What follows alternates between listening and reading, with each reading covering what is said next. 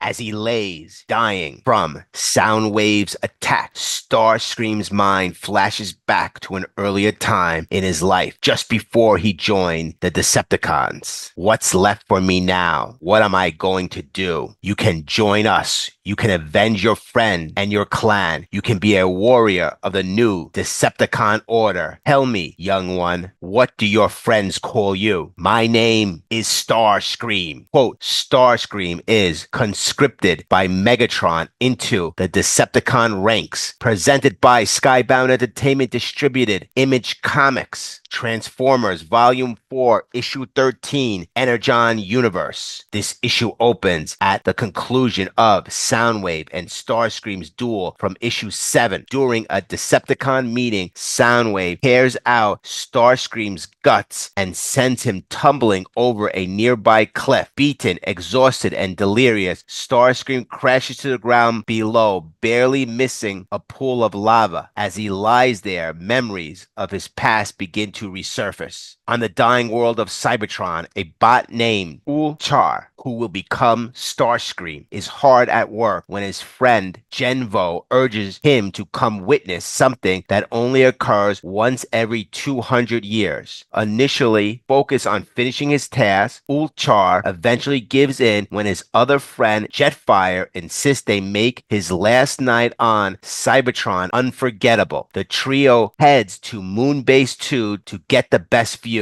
They begin discussing the ongoing conflict on Cybertron. Though Ulchars have refused to pick his side, Ulchar himself hasn't paid much attention to it. Genvo urges Ulchar to join his side, praising their unique leader and claiming they would make an unbeatable team. Jetfire, however, reveals that his path is already set. Using maps drawn by Ulchar, he plans to travel the stars seeking a peaceful solution to their planet's problems. Genvo questions if there's anything worth finding out there before he starts squashing some turbosex, which Ulchar views as a beautiful and harmless creatures. Ulchar intervenes, stopping him. Just then, the moment they've been waiting for arrives. A colossal robot flies overhead. This colossal robot is Omega Supreme. This Supreme sparks a sudden idea in Ulchar's mind. Hoping to catch the large robot's attention, Ulchar breaks into a Cybertronian Defense Force ammunition depot and uses one of their grenades to create enough of a disturbance. His plan works and the giant robot acknowledges their presence with a wave of hello before the depot grumpy old guard Cup chases them off. Not long after, Jetfire bids farewell to his friends and flies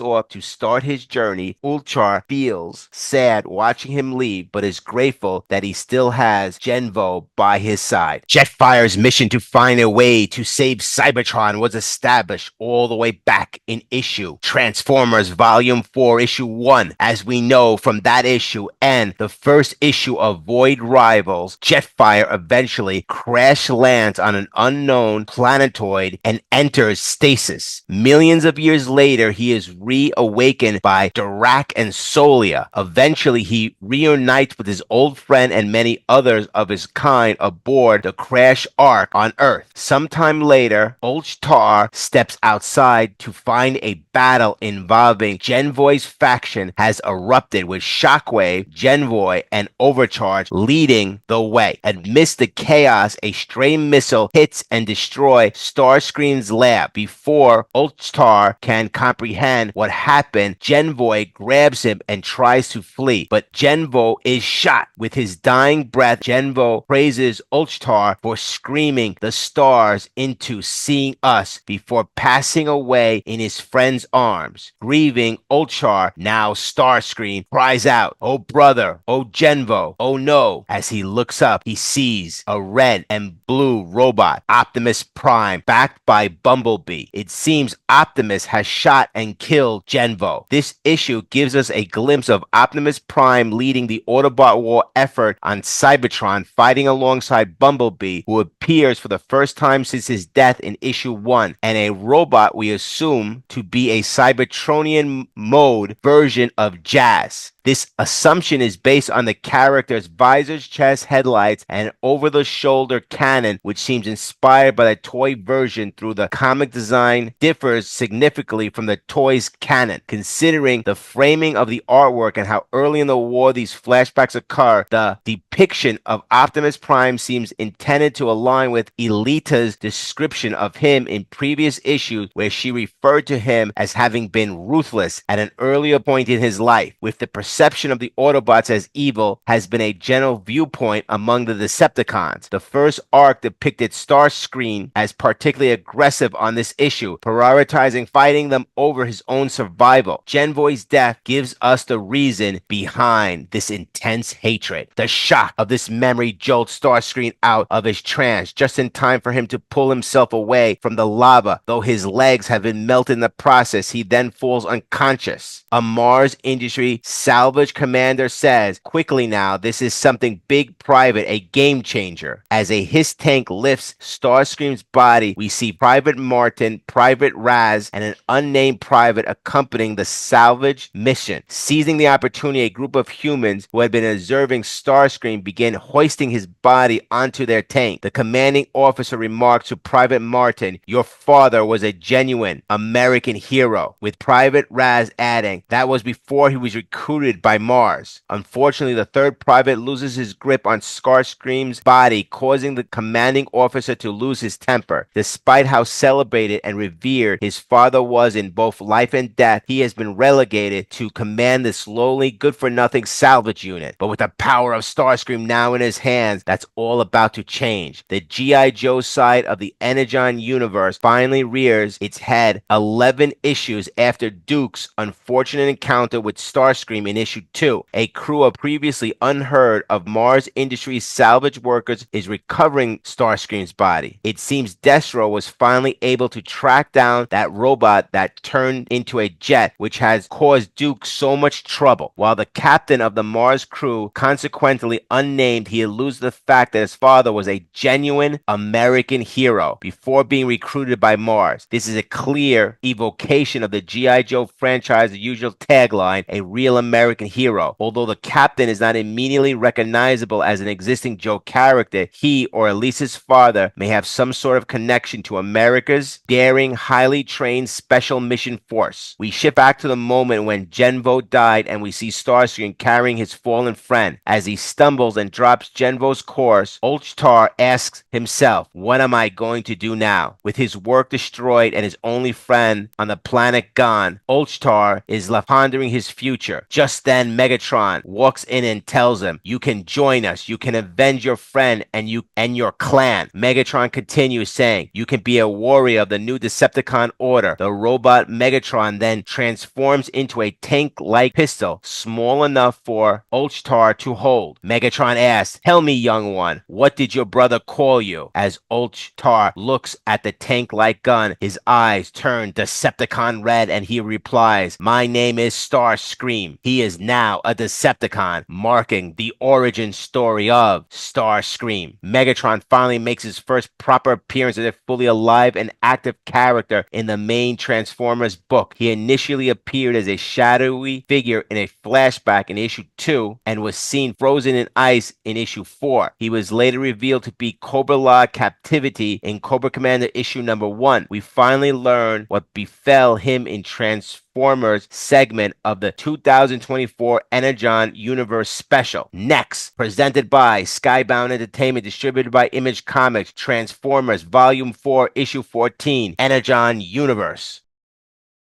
Never again will I be the property of anyone. I will be the master of my own destiny, the captain of my own fate. Quote, Starscream. Though wounded, Starscream's ambitions remain strong. With a new group of allies at his side, he is determined to regain control of the Decepticons. Presented by Skybound Entertainment, distributed Image Comics, Transformers Volume 4, Issue 14, Energon Universe. Having recovered Starscream's body, Mars Commander Horton and his team, Private Raz, Private Martin, and Private Clayton, have decided to affix the Decepticon warrior to their HISS tank. Private Ryan comments, "This tech is wild, sir. I'm still working out the last bits to get it all connected." The Mars soldiers believe they've successfully upgraded Starscream by connecting him to their HISS tank, complete with a remote control for the vehicle. As a failsafe, they have equipped the setup with high explosives in case Starscream does not obey. However, upon completion of the project, Starscream awakens horrified at what they've done to him. He screams, "What have you done to me? You've ruined my beautiful body, and I shall have my revenge." Just as he's about to crush Private Martin, the soldier tries to explain, "Your legs were gone. We saved you." Starscream retorts, "That is all wrong. My proportions are completely off. Draw me again and do it right this time." Horton, wanting to intervene, instructs Clayton to take action. Clayton pulls out the remote control and moves Starscream away from the two privates. Furious, Starscream rages, "How dare you put me on this filthy moving tray? This disrespect will be met with." Just then he spots a cat and declares, "I must kill it." Starscream tries to kill the humans along with Private Raz's cat, but weakened without Energon, he struggles to control his movements. Desperate, Starscream says, "I need Energon." Private Raz responds, "I did my best to get you back to full health, but like Martin said, you were immobile. We had to do something." Horton adds, "And we'd be happy to help get you what you need." Horton offers to help Starscream, but the angry Seeker dismisses him, saying, "I need no one's help, idiot." Horton then reveals they took the precaution of installing explosive in Starscream's body while he was offline, forcing Starscream to yield. "Well played, Squishy." Starscream says, reluctantly complying. Recognizing their mutual desire for power, Horton adds, "My superiors at Mars would be very happy with a weapon of your size and cunning. If you were to help us, we could do great things together." Starscream, intrigued, replies, "A being that shares my goals. How fortunate. My name is Starscream, the greatest Decepticon you could have captured, and I myself have been seeking the right fleshing to partner with." "Oh yeah, Starscream." Horton responds as they, along with the Mars soldiers, move forward to investigate a nearby noise. Years ago, on Cybertron, Megatron and Starscream attack a group of Autobots, taking them prisoner. Megatron offers them a chance to join the Decepticons, saying, "I must give you Autobots credit. You are a valiant warriors, ones I can use in this war to serve our home. If you vow to take up the Decepticon cause, I will have mercy on you. You will turn from my enemy into my kin." When the Autobots refuse, Megatron transforms into his gun mode and orders Starscream to use him to execute their enemies. Hesitant,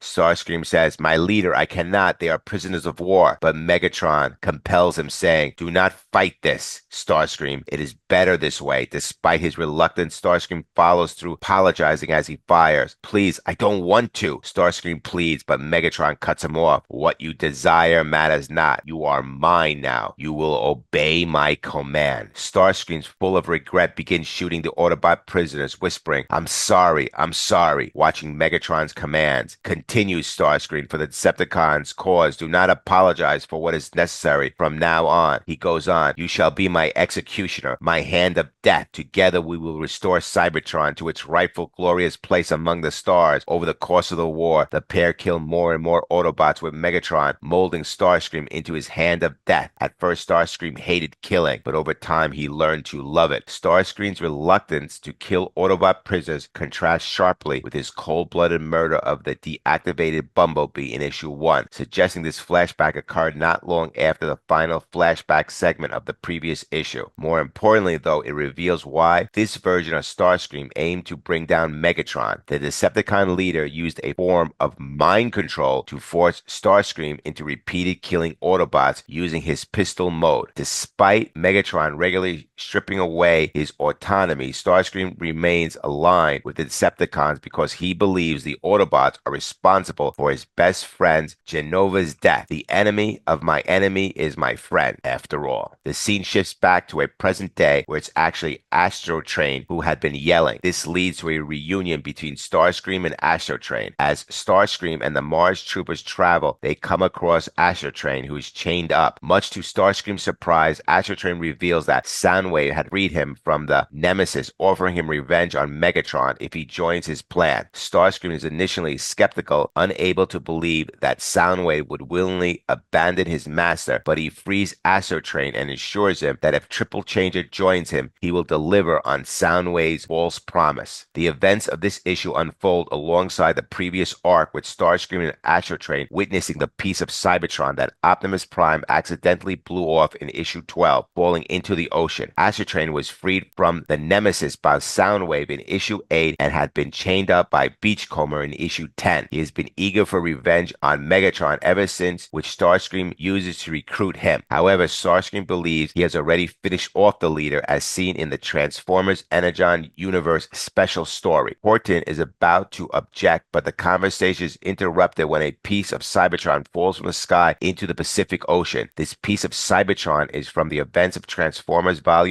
4, Issue 12. As the piece impacts, it causes a tidal wave, and the humans begin to flee while Astrotrain transforms to transport Starscream away. However, Horton uses the controller to prevent Starscream from boarding his ally. Starscream demands Horton get him on Astrotrain, offering to get the Mars team to safety as well. "Get me on the ship now, Horton," Starscream shouts. Horton responds, "You need to get us off this beach," Starscream retorts, "and I am trying to do just that. You saved me. Now please allow me to return the favor." Aboard Astrotrain's shuttle mode, Horton reminds Starscream that he is in charge of the arrangement. "Just remember who's in charge," Horton says. "No funny business." Starscream responds, "I'd never dare." Astrotrain then alerts Starscream to the sight of onslaught and brawl in the water. The Decepticons rescue their allies, much to Horton's irritation, as he loses more and more control over the situation. Horton orders his team to be taken down to the surface, but at that moment, Astrotrain hits a rogue wave, sending the humans tumbling and knocking Horton unconscious. Brawl is still missing his lower half after being bisected by the closing space bridge in issue 9. Onslaught followed Brawl to Earth in the same issue, while Swindle, Blastoff, and Vortex were last seen fleeing from Optimus in the previous issue. Notably, the later three are first seen aboard the blown-off piece of Cybertron rather than in the ocean with their teammates, which is consistent with the last issue where they retreated further into Shockwave's lair instead of through the portal to Earth. When Horton awakens, he finds himself on a chunk of Cybertron, with Starscream being hailed as the leader by Astrotrain and the reassembled roster of the Combaticons. Astrotrain declares, "All hail Starscream, the one who has finally reunited us. Hail, hail, hail Starscream." Horton is completely losing control as Starscream assumes leadership of the Decepticon faction. Starscream recruiting the Combaticons for a coup d'etat against the established Decepticon forces echoes the Generation 1 cartoon episode, Starscream's Brigade. In the cartoon, Starscream also convinces Astrotrain and his fellow Decepticon triple changer, Blitzwing, to join him in claiming Decepticon leadership in the episode Triple Takeover. Notably, both of the Combaticons and the triple changer ultimately turned on Starscream in their respective episodes, so we'll have to wait to see if history repeats itself. Starscream tells his assembly that their first order of business will be to take fight to Soundwave and his Decepticons, but we must focus on things more important than my own greatness, Starscream says. "There's an evil that has grown within our ranks. Soundwave has to be stopped. He is a traitor." Brawl adds, "Onslaught and I overheard him plotting against his own. Shockwave is now fallen. He is a traitor." Brawl refers to the conversation between Soundwave and Thundercracker from issue 10, which Onslaught overheard while keeping Brawl company, though it wasn't fully clear if Optimus crushing Shockwave's head in issue 12 meant his death. Brawl here confirms Shockwave was killed. Their conversation is interrupted by Horton, who realizes Starscream has double-crossed him. The Mars commander threatens Starscream with the explosive his team's placed in him, but when he presses the button, nothing happens. Raz and the rest of the team emerge, revealing that Starscream promised to free them if they remove the explosive. Starscream thanks Raz for her help. Private Raz says, "He promised us he'd let us go home if I pulled out the charges." But before she can finish, Starscream squashes her with his hand and turns his no rays on Clayton. Horton pleads, please, you're making a mistake. I can be of use to you." Starscream responds, "You try to make me a slave. Unforgivable," as he viciously crushes him under the treads of his tank, leaving only Raz's cat and Martin alive. Megatron also made Starscream a slave. Starscream orders Martin to begin sketching, wanting the artist to document his rise to power. "Start sketching," Starscream commands. "You shall be the illustrator and witness to my great rise to power. Never again will I be the property of anyone. I will be the master of my own destiny, the captain of my own fate. Prepare yourself, Soundwave. This Earth is mine." The Decepticon civil war is beginning, and it is sketched by Private Martin. Next, presented by by Skybound Entertainment, distributed by Image Comics, Transformers, Volume 4, Issue 15, Energon Universe.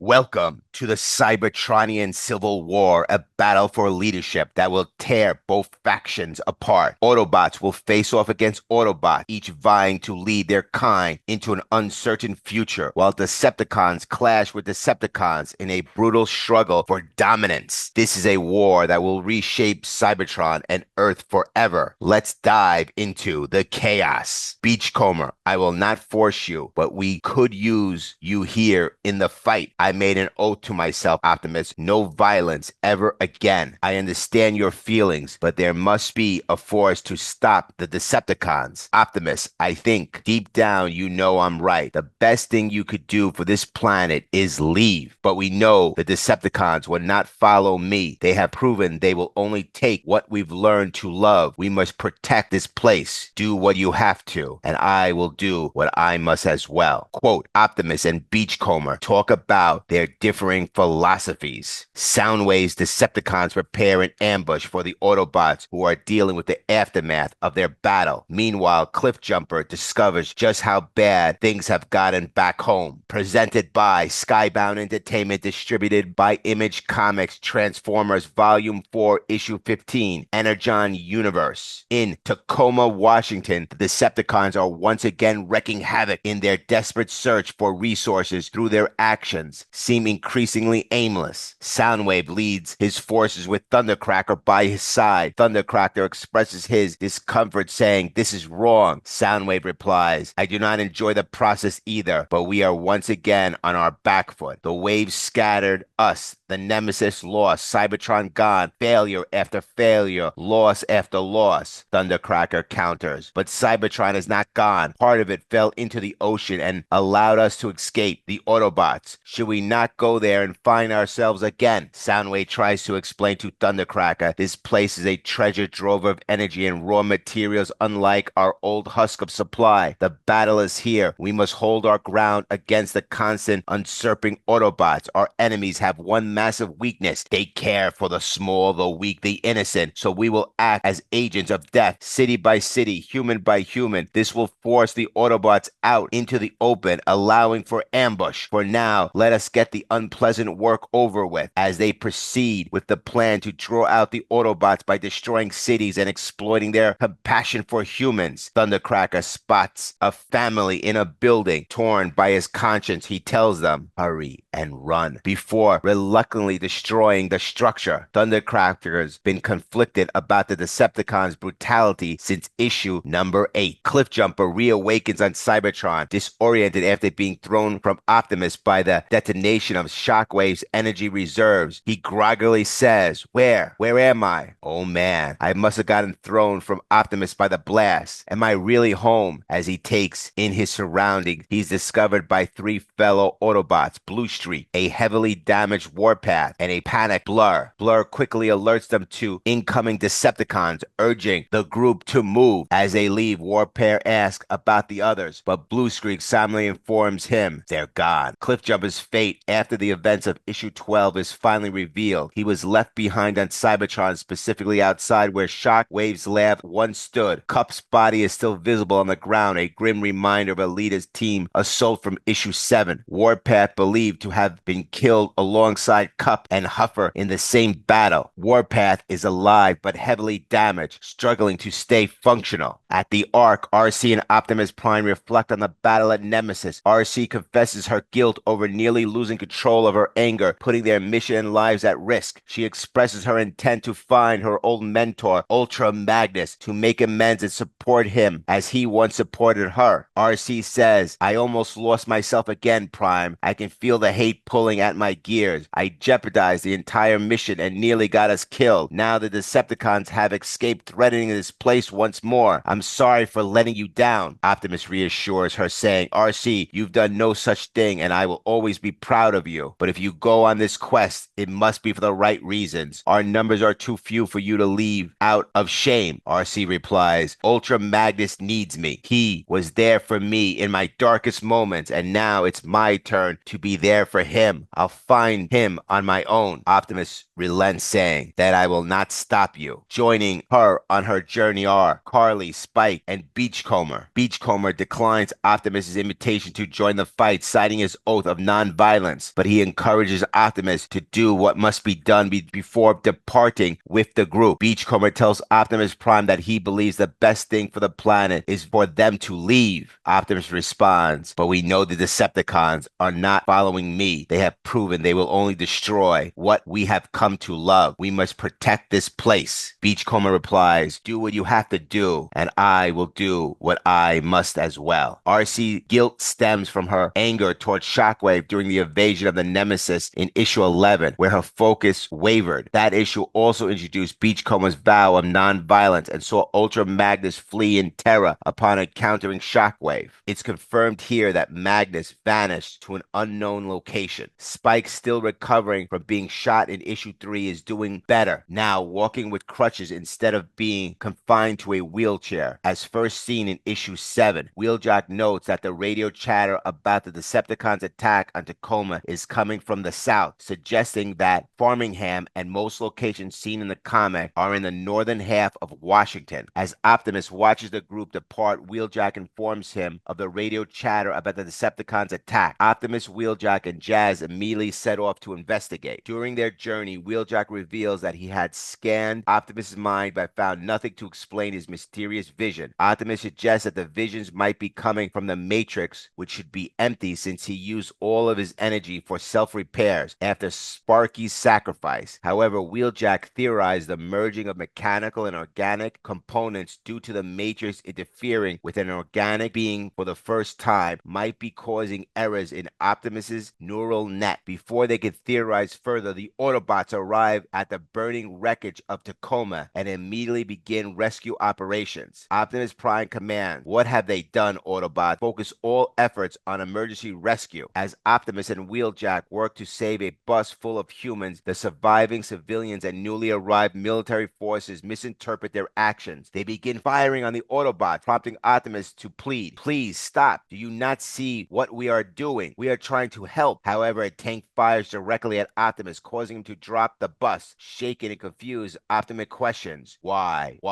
are they attacking when we're trying to help?" Suddenly, Optimus experiences another disturbing vision, a human child caught in a metallic claws infested by wiring. Overcome with rage, Optimus blames the humans for causing harm and retaliates by attacking the tank. "Because of this vision, you only bring harm," he exclaims, grabbing the tank and beginning to crush it with immense strength. Jazz intervenes just in time, snapping Optimus out of his fury before he can cause serious harm. Realizing the situation is escalating, Optimus orders the Autobots to retreat, shouting, "Autobots, roll out!" The team leaves the area before more military reinforcements can arrive. Optimus continues to experience strange visions, a consequence of Sparky's sacrifice to the Matrix in issue 6. This issue expands on the vision from issue 12, showing that the baby in the earlier visions has not grown into a child. Watching these events unfold from a distance are Soundwave, Laserbeak, and Scrapper. Scrapper insists that they should launch their attack immediately, saying, "Now is the time to strike." Soundwave responds calmly, "So predictable. We must wait and watch. Their numbers are few, and we will see where they go for help. That will be where our ambush strikes at their heart." He emphasizes patience, explaining, "By following the Autobots to their regrouping point, the Decepticons can deal a decisive blow." As Soundwave strategizes, he laments that Ravage's repairs will have to be delayed once again. Ravage was critically damaged back in issue 1, and Soundwave has been working to restore him ever since. Turning his attention to another matter, Soundwave gives Laserbeak a crucial assignment. "This is a mission of great importance," he tells the Decepticon, "something I should have done the moment you were reactivated. You must complete it before returning to me." While the details of Laserbeak's missions are not explicitly revealed, field, the gravity of Soundwave's words and urgency of the task suggest a significant objective. Given the context and Soundwave's priorities, it's highly likely that the mission involves locating Megatron. Back on Cybertron, Bluestreak and the Autobots come face to face with Ramjet, blocking their path. After Blur confirms there's no way around him, Bluestreak takes a calculated and deadly approach, pulling out a knife and assassinating the Decepticon with a swift stab through the back. With Ramjet defeated, Bluestreak, Blur, and Warpath immediately begin harvesting his Energon, a grim act that deeply unsettles Cliffjumper. Bluestreak remarks that being around Optimus has softened Cliffjumper's edges. Cliffjumper sharply replies, "Optimus has taught me a better way." Before the tension can escalate, Alita arrives and pointedly addresses Cliffjumper.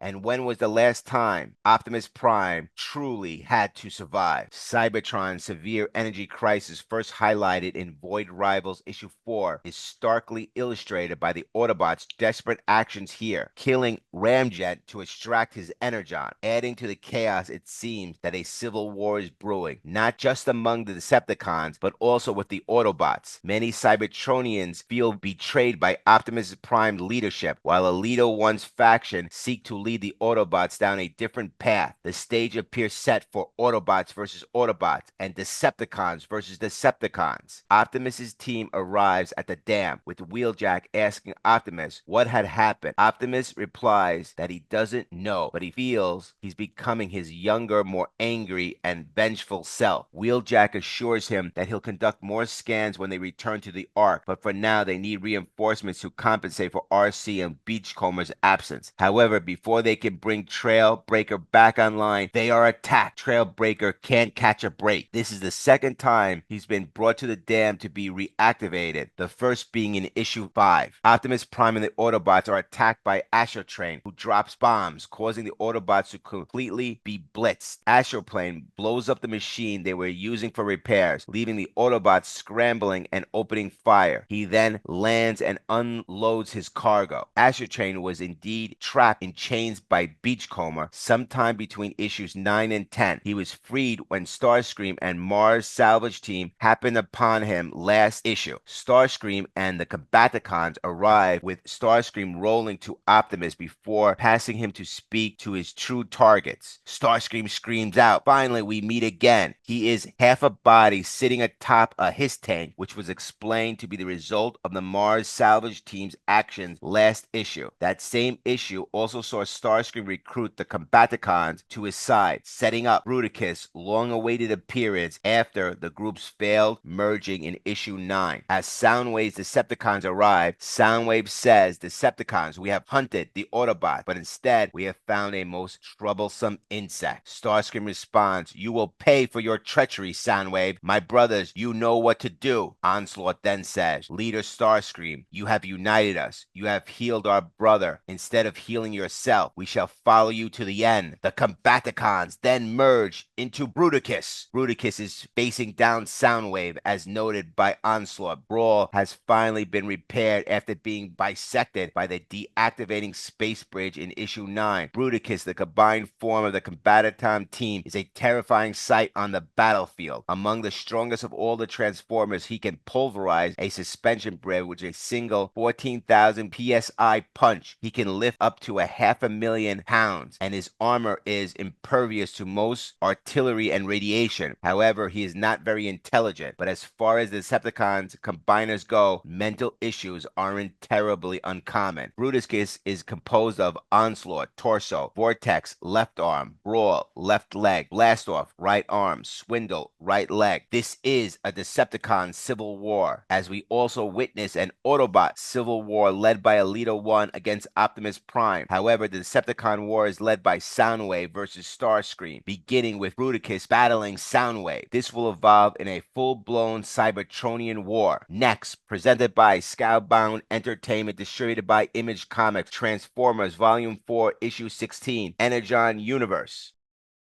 Welcome to the Cybertronian Civil War, a battle for leadership that will tear both factions apart. Autobots will face off against Autobots, each fighting to lead their kind into an uncertain future, while Decepticons clash with Decepticons in brutal struggle for dominance. This war will reshape both Cybertron and Earth forever. As the two Decepticon factions collide, Cliffjumper joins the Autobot resistance on Cybertron. A new Autobot will emerge, and Laserbeak uncovers the critical mission Soundwave had sent him to complete. And get ready for Devastator and Bruticus will engage in an all-out battle of Decepticon combiners. You think Soundwave is any different than me? It was both of us that tore your precious Skywarp to pieces, all for his useful metals. You lie. Wake up from your naive thinking, Thundercracker. The universe is only for the strong. Turbo Rat eat Turbo Rat. Spark versus Spark. Metal on metal. Quote, Starscream shocks Thundercracker with news about their brother. The Autobots are caught in the crossfire of a Decepticon civil war, and the only hope to end it may be the return of an even greater evil. Presented by Skybound Entertainment, distributed by Image Comics, Transformers, Volume 4, Issue 16, Energon Universe. Amid the war-torn wastes of Cybertron, Alita 1 leads Cliffjumper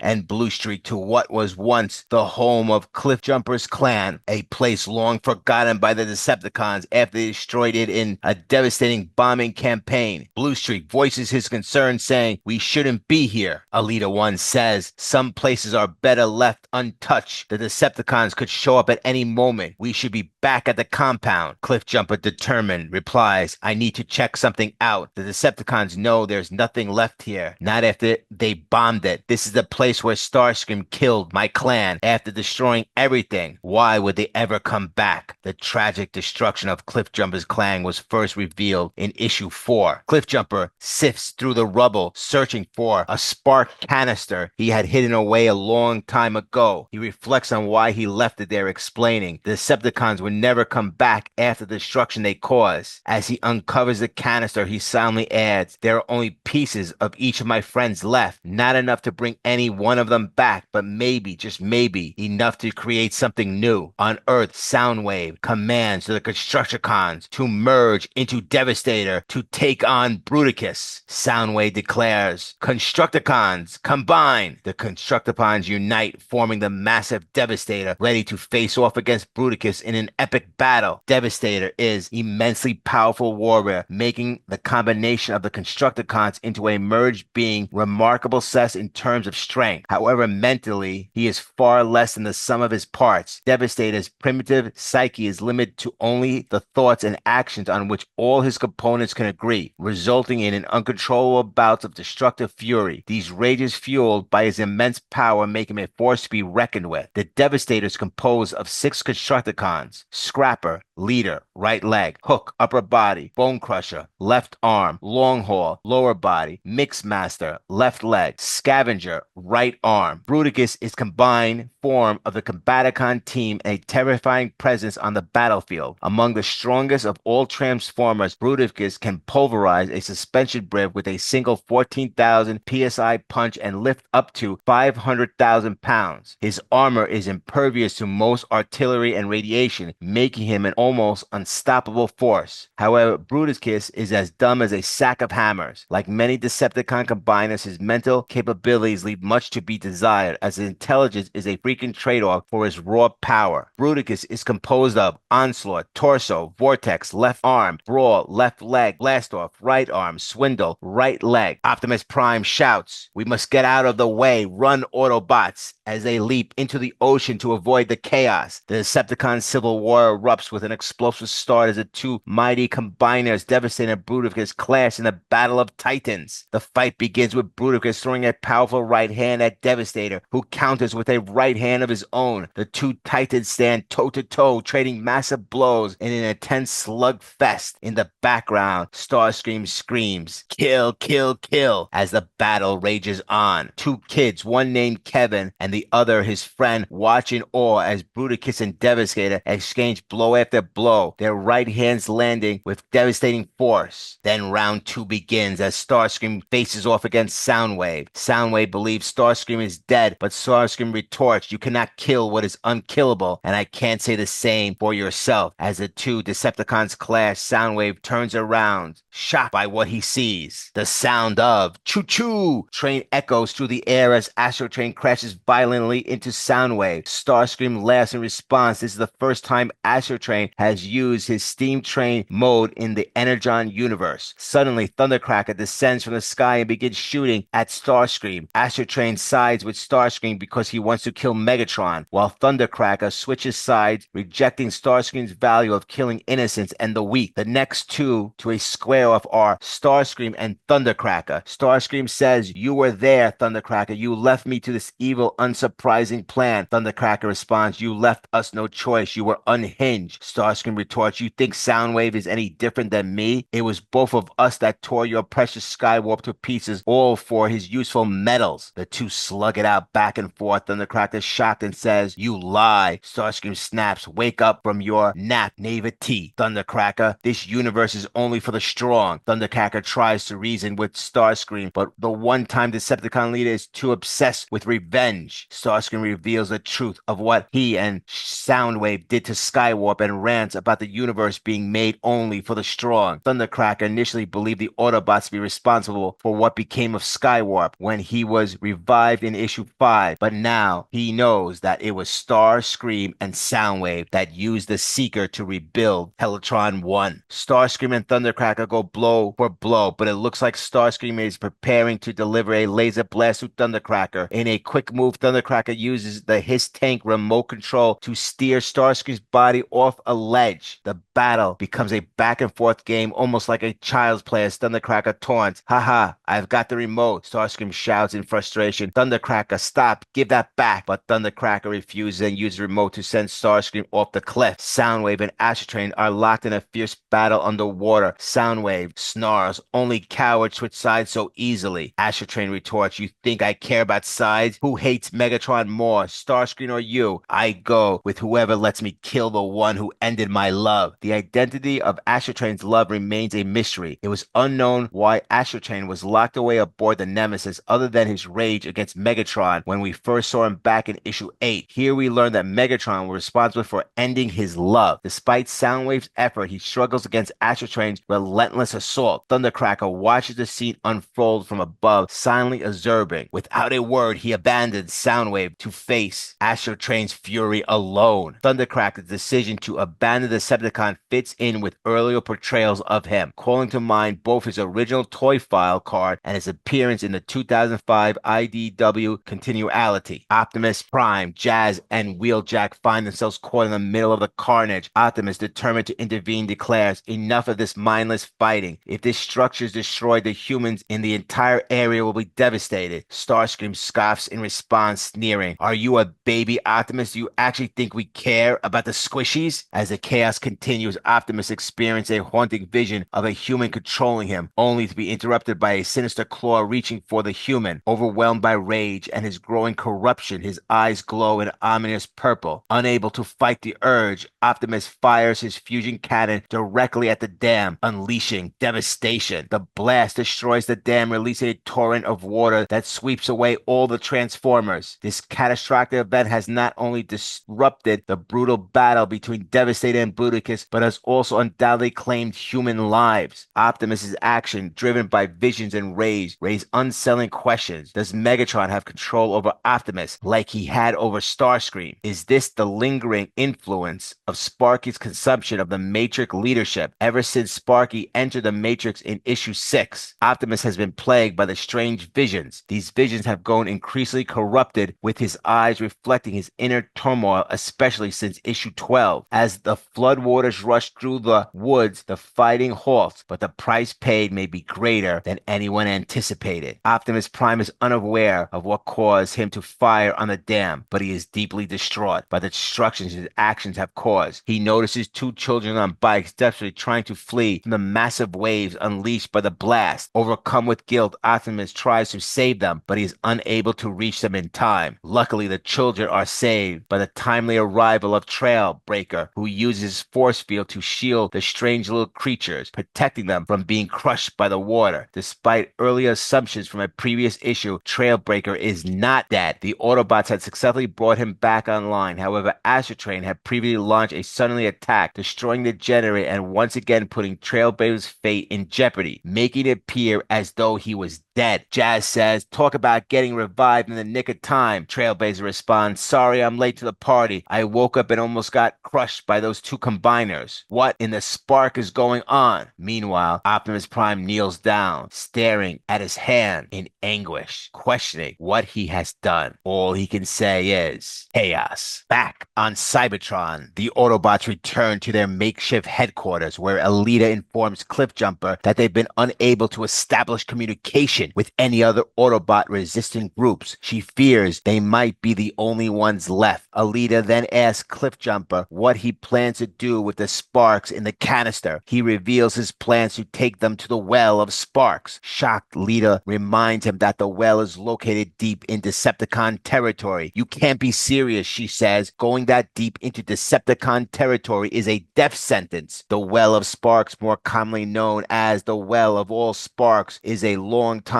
piece of Transformers mythology, first appearing in the Dreamwave Generation 1 continuality in Transformers War Within the Dark Ages Issue 6. Cliffjumper, however, insists that they need reinforcements, saying, we need a new warrior to help us. Bluestreak echoes his sentiment, adding, maybe a new Autobot could help reignite the fire inside all of us. Alita, still skeptical, questions Cliffjumper's true intentions. And when you get what you want, will you just take off back to Earth, back to Optimus, she asks? Cliffjumper says no, but Cliffjumper plans to return to Earth, but not for Optimus. He's going back for Carly. Back on Earth, in the Olympic Peninsula, Carly and Spike embark on their search for Ultra Magnus, accompanied by RC and Beachcomber. Elsewhere, in a remote desert, Laserbeak locates what he was sent to find. A voice resonates. My old friend, it's been too long. I must thank you for finding me, wandering this desolate landscape. But thanks to your temporal sacrifice, I can now see. Guide me to my warriors. Laserbeak has discovered Megatron, sitting wounded and blinded in a cave. Grateful Megatron seizes Laserbeak, pulls out some of his cables and connects them to his damaged optics. He orders Laserbeak to act as his eyes and guide him to the Decepticons. Megatron returns. The Decepticon leader, last seen frozen in a block of ice in issue 4, was later revealed to have been taken by the denizens of Cobra La for study, as detailed in Cobra Commander. Megatron escaped from Cobra La during the Transformers segment of the Energon Universe 2024 special, losing his remaining eye to Globulus in the process. Next, presented by Skybound Entertainment, distributed by Image Comics, Transformers Volume 4, Issue 17, Energon Universe.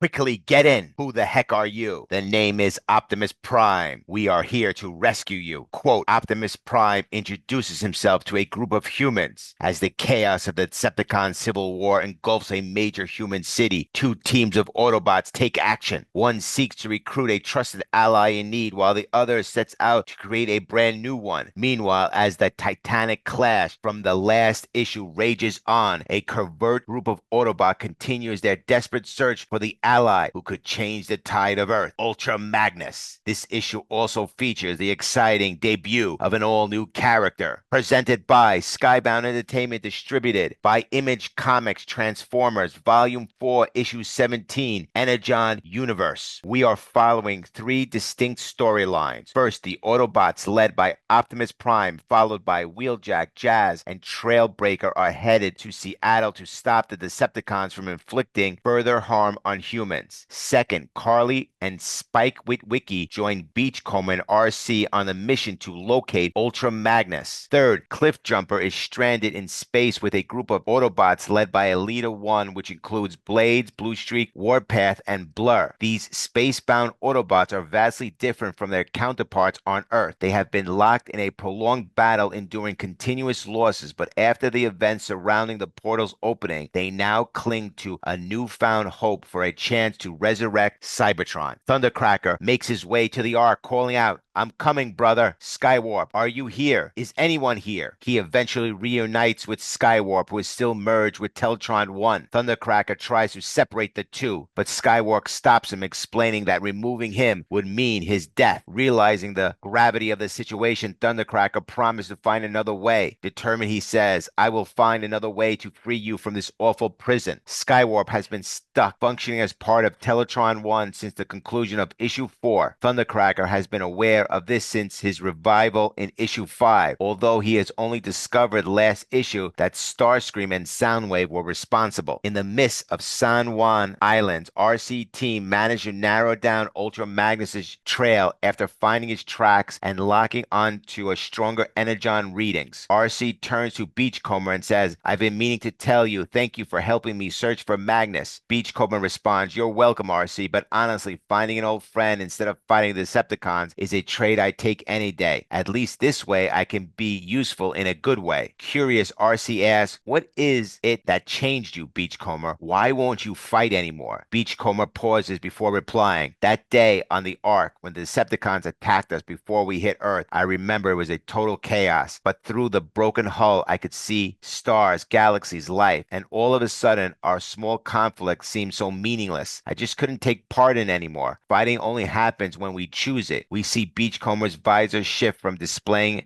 a serene, peaceful sunset to the burning destruction of war. RC counters, but Beachcomber, what if there's no choice? What if it's either fight or die? The two Autobots exchange a silent look. Their conversation interrupted when Carly suddenly screams, look out! Carly alerts the group to incoming fire, forcing everyone to tumble into the water. Carly and Spike quickly begin to struggle as they overcome the rushing water. RC rushes to save both Carly and Spike, but more and more blasts rain down around them. RC shouts, Magnus, it's me, stop! The blasts are being fired by a rattled Ultra Magnus, who finally halts when he realizes he's been shooting at RC. Lost in the dark of the woods, Magnus hadn't recognized his friends and had become consumed by building a massive fortress to protect himself. Magnus apologized, saying, I'm sorry, I couldn't see. I lost myself, my fortress. I was only trying to keep myself safe. His trauma is driving his behavior, as his desire to isolate himself from the world revels the depths of his emotional wounds. Ironically, Ultra Magnus, RC, Beachcomber, Spike, and Carly all share a common thread. Each of them has suffered trauma and losses, and they are all struggling with their identities and who they want to be. As revealed in issue 7, Ultra Magnus was defeated and captured by Shockwave, who stripped him down to his bare metal and subjected him to centuries of torture. He was rescued by Elite in the same issue, but after being repaired and prepared to rejoin the fight, his trauma resurfaced when he encountered Shockwave again in issue 11. Overwhelmed by fear, Magnus fled, and RC and her team have been searching for him over the past 2 issues. On Cybertron, final preparations are underway for Elita 1 and Cliffjumper's assault on the Well of Spark. The wary Elita envies the hope she sees in Cliffjumper's eyes. Elita says, one foot in front of the other, one more Decepticon head to sludge. Lose a base, gain a friend, lose a friend. On and on and on. Cliffjumper responds, that's why Optimus had to leave, Elita. He had lost all hope here. Elita retorts, so what? He just leaves? That's his solution? Cliffjumper explains, his plan was always to come back to save Cybertron. Elita replies bitterly, he had his chance to save us. We're on our own now. Blue Streak interrupts, saying, you need to pull yourself together, boss. He continues, haven't you looked around? As far as I can tell, Optimus came back for 5 minutes, cut the head off Decepticon leadership, and now with Shockwave gone, we finally have a chance to change the game. You talk like no one else has lost someone, but we've all lost so many and continue to lose more every day. Now we've got a chance at reinforcements. These remnants of old warriors are a gift. Alita and so are all our spark. Blue Streak then does a roll call. Warpath, Blur, Blade. But Alita interrupts, saying, let's take that gift and use it to shoot Decepticons in the face. Warpath notably has a skeletal right arm and rather bare-looking chest cannon. The rest of Alita's team's attempts to repair him after his brush with death in issue 7. As Optimus and his team overlook the aftermath of the broken dam, Wheeljack informs him that Bruticus is heading towards a large human city called Seattle. Despite Wheeljack's concerns about Optimus' mysterious bouts of violence, Optimus is determined to press forward, intent on saving as many human lives as possible. Optimus admits, I don't know, something came over me at the dam. Wheeljack responds, I believe you, but if you don't understand what's happening, we need to get you back to the arc. We have to ensure you don't lose control again, not when the stakes are this high. Optimus firmly replies, you know there's no time to regroup, Wheeljack. Human lives are at risk. We must do all we can and hope for the best. At the Hall of Sparks, Thrust complains to Ratbat about being stuck guarding a place that hasn't seen action in years, expressing his frustration that he'd rather be battling in Autobot territory. Thrust's position as a guard for the Hall of Sparks was actually teased last issue, as he'd been seen flying around it in an elitist flashback. Suddenly Blur speeds past him, followed by Bluestreak and Warpath, who blast open a path with their firepower. Explosions erupt as the trio clears the way for Elita 1 and Cliffjumper to make their move. Bluestreak shouts, that's your cue, Elita. Go, go, go! As the Autobots wreak havoc, blowing up everything in their path. Elita 1 commands, follow my lead, Cliffjumper. Cliffjumper replies, right behind you, as they move with the remnants and fragments of the Autobots. Meanwhile, Thrust and Ratchet, eager to finally face Autobots in battle, leap into action. Thrust exclaims, die, Autobots! Cliffjumper alerts Elita. We've got a tail, Elita. Elita responds, I see them. Get to the hall. I'm right behind you. Elita takes down 2 Decepticons with a swift double clothesline and quickly catches up with Cliffjumper at the Well of Spark, which mysteriously activates on its own. Following the Well's instructions, Cliffjumper inserts his clan Spark's canister. After scanning the well, confirms Spark collection nominal. Begin creation event. The Spark canister Cliffjumper used to create the new Autobot was recovered from the last issue where his clan died. He told Carly about Starscream bombed them in issue number 4. Cliffjumper takes a deep breath and says, here goes everything, as he prepares to initiate the creation event. In Seattle, the battle between Starscream's team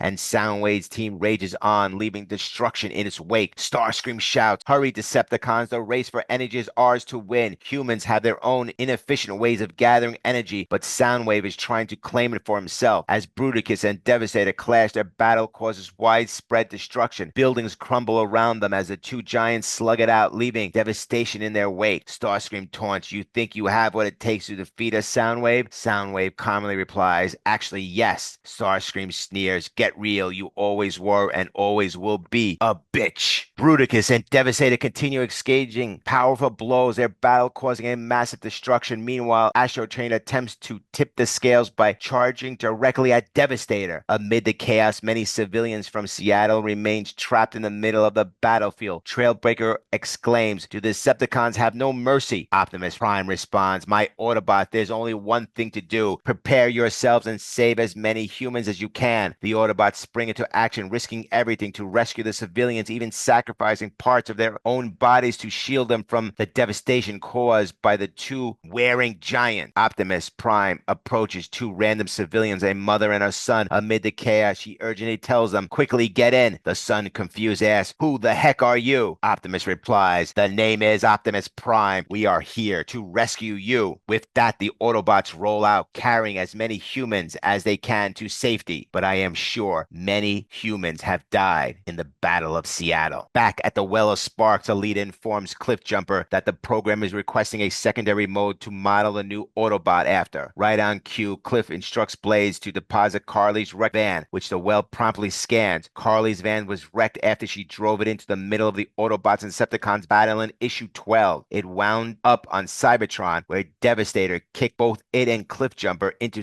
the space bridge connecting the planet to Earth. Moments later, the new Autobot emerges, the combination of the clan Sparks allowing them to remember Cliff from ages past. Cliffjumper asks, my new friend, tell me, what do the combined spark of my clan call themselves? What is your name? The new Autobot responds confidently, my name is Shredhead. The complete story of Shredhead. Shredhead is an Autobot from the Energon Universe, part of the Generation 1 Continuality family. They are the first Autobot warrior born on Cybertron in years, created from the combined sparks of Cliffjumper's clan. Their creation serves not only to strengthen Elita's 1 resistance cell, but also to reignite hope among the Autobots. After Starscream and the Decepticon destroyed Cliffjumper's clan in Transformers issue 6, Cliffjumper returned to the bombing site to recover the remaining spark energy of his fallen comrades. He stored their remains in a spark canister and buried it under the rubble, reasoning the Decepticons would overlook it, thinking nothing valuable remained. Millenniums later, after traveling to Earth with Optimus and then accidentally returning to Cybertron in Transformers issue 15, Cliffjumper revisited the site with Elita and Bluestreak to retrieve the spark canister. His plan plan was to use the remnants of his clan sparks at the Well of Sparks to create something new. Although the remnants weren't sufficient to revive any individual Autobot, Cliffjumper hoped there would be enough energy to create new beings to bolster Alita's resistance cell. Blue Streak supported the idea, suggesting that the new Autobot could bring renewed hope to the scattered Autobots on Cybertron. In Transformers issue 16, Alita hesitated at first, but eventually agreed with Blue Streak. She saw the sparks as a gift that could be useful to fight the Decepticons. Together, they infiltrated the Well of Sparks while Blue Streak, Blur, and Warpath created a distraction outside. Cliffjumper carried the canister into the hall and inserted it into the control console. Once the console confirmed there was enough energy sparks for a creation event, Cliffjumper initiated the process. The console scanned the remains of Carly's wrecked van to model the secondary form, and with a flash of smoke, the new Autobot emerged from the Well of Sparks. Initially referring to himself as "we" and then "I," the new Autobot recognized Cliffjumper from their past. When Cliffjumper asked what the combined sparks of this clan had named themselves, the new Autobot declared their name was Shredhead. Armed with his shield in one hand and an energy sword in the other, they become a symbol of hope for the Autobots. In the letters page of Transformers issue 17, Skybound editor Ben Abernathy revealed that Shredhead had been planned long before their debut. Both Abernathy and Daniel Warren Johnson refer to Shredhead using they, them pronouns, which is how they continue to be identified. Next, presented by Skybound Entertainment, distributed by Image Comics, Transformers Volume 4, Issue 18, Energon Universe. You guys ready to shred? Quote Shredhead to the Decepticon. While the Autobots on Cybertron have gained a powerful new ally, their comrades on Earth face enemies old and new. Presented by Skybound Entertainment, distributed Image Comics, Transformers Volume 4, Issue 18, Energon Universe. On Cybertron, outside the Well of Sparks, Blue Streak, Warpath, and Blur are pinned down by a trio of attacking Decepticons: Bitstream, Hotlink, and the bestial Carnivac. Bitstream declares that there will be no mercy for the Autobrats. Blue Streak attempts to call Elita 1 for help, but is unable to reach the Autobot commander. As Carnivac prepares to strike, he menacingly states, "I think I like to feed on this one." Blue Streak is saved by the timely intervention of a black van that crashes into the Decepticon wolf Carnivac. Shredhead transforms and swiftly uses his Energon sword to take down the Decepticon. With a confident smirk, Shredhead asks, "You guys ready to shred?" As Shredhead slices off both of Bitstream's hands, Hotlink, now terrified, begins begging for mercy. Shredhead then slices Hotlink in half. Blue Streak, in shock at the sheer power and ease with which Shredhead took down the Decepticons, can hardly believe what just happened. The Autobots are soon joined by Cliffjumper and Elita 1. Seeing Blue Streak's reaction, Elita says, "I know, Blue Streak. I think we may have just turned the tide." Shredhead has given the Autobots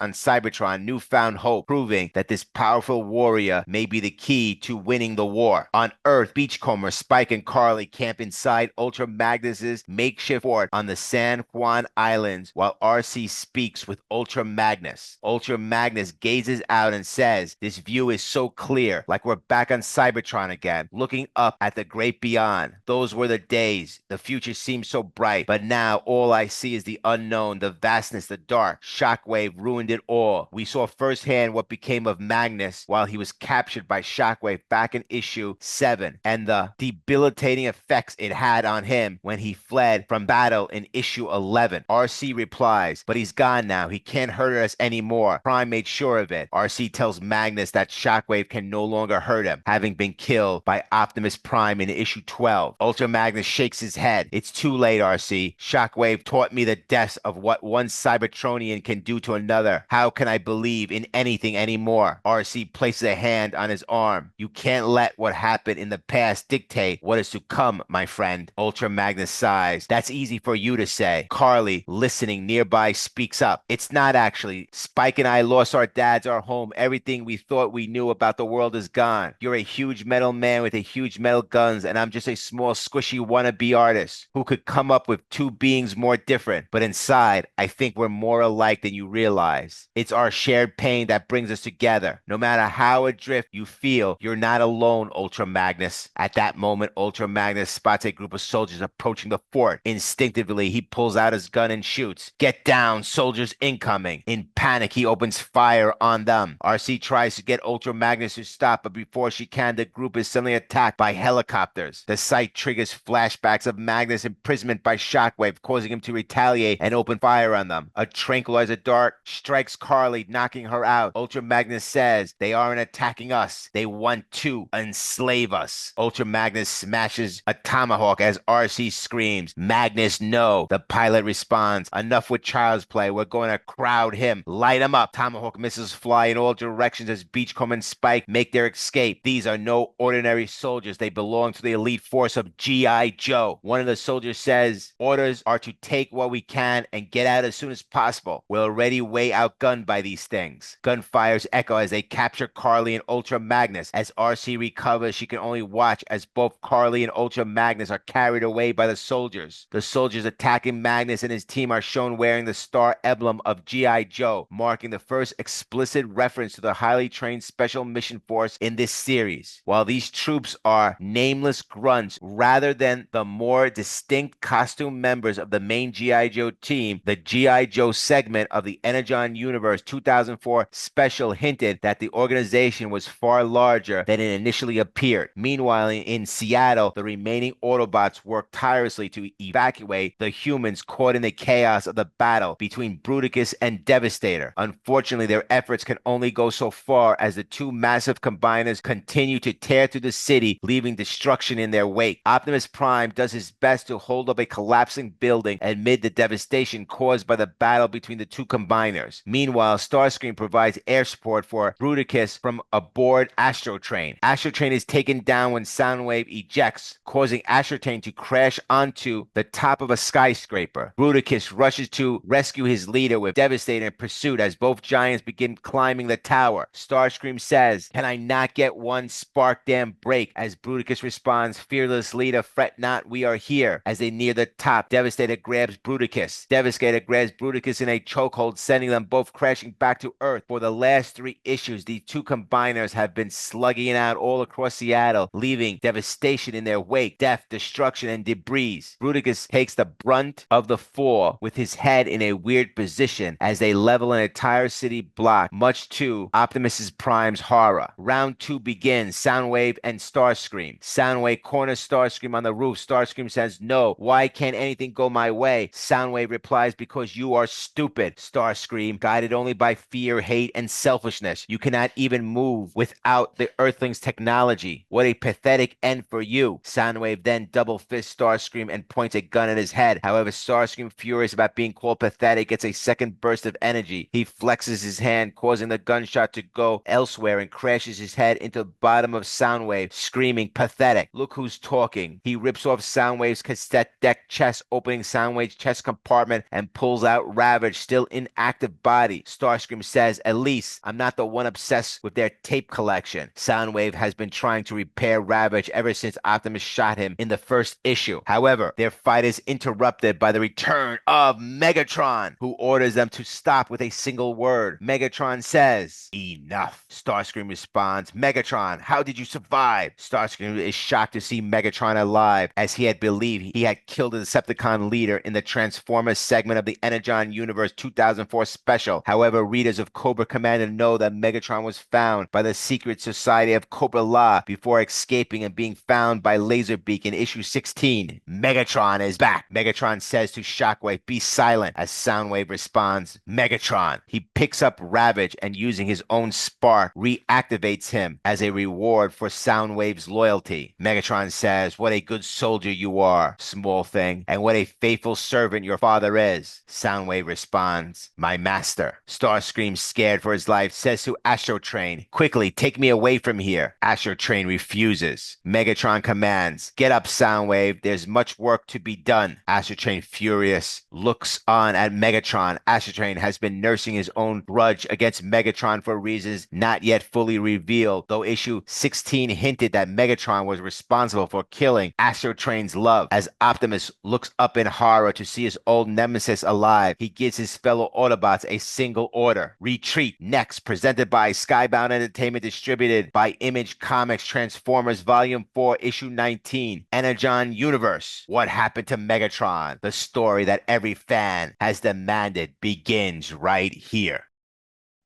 Do not look to the past. The future is what matters now. Quote, Desmere, what happened to Megatron? A glimpse into the past shows how Megatron became the great conqueror that bent Cybertron to his will. Presented by Skybound Entertainment, distributed Image Comics, Transformers Volume 4, Issue 19, Energon Universe. This issue flashes back to provide the earliest look at Megatron's history in the Energon Universe, while also expanding on ideas and plot points that have been gradually revealed to readers throughout the series. Megatron awakens in a cell on the planet Quintessa following his first trial. Confused, he demands to know where he is. The last thing he remembers being on Moon Base 1 with the rest of his clan. He is then greeted by the Quintessan prosecutor, Desmere, who says, "My name is Desmere. We may have taken you away from Cybertron for a great trial." Megatron replies, "You dare try to capture me?" Megatron tries to defiantly back with punches and his cannon, but Desmere uses a device to control and subdue him. He is then brought to an arena. Desmere says, "You must save your energy for the trial before you." Megatron responds, "I demand answers. Where are we? What is happening? I was on Moon Base 1. Desmere cuts him off, saying, "Do not look to the past. The future is what matters now, warrior." Megatron mentions that he was previously on Moon Base 1, a Cybertronian moon outpost first introduced in the Transformers, the movie. Desmere unleashes a horde of Sharktacons on the Cybertronian. Sharktacons are big, dumb, plentiful, and ferocious. In short, perfect soldiers for the Quintessentials. These creatures were found on the planet Quintessa, possibly as the planet's original inhabitants, or perhaps creations of the Quintessentials. Regardless of their origin, the Quintessentials were cruel masters to the Sharktacons. Desmere says, "Prepare yourself for the Sharktacon horde." Megatron replies, "You think this frightens me? I am Megatron. Bring me your steel so I may smelt it at my feet." Unfazed, Megatron quickly tears through the Sharktacons. Megatron fires a stray shot from his fusion cannon at the Quintessentials. He growls, "Cowards! You use a horde to do what yourself cannot." The Quintessential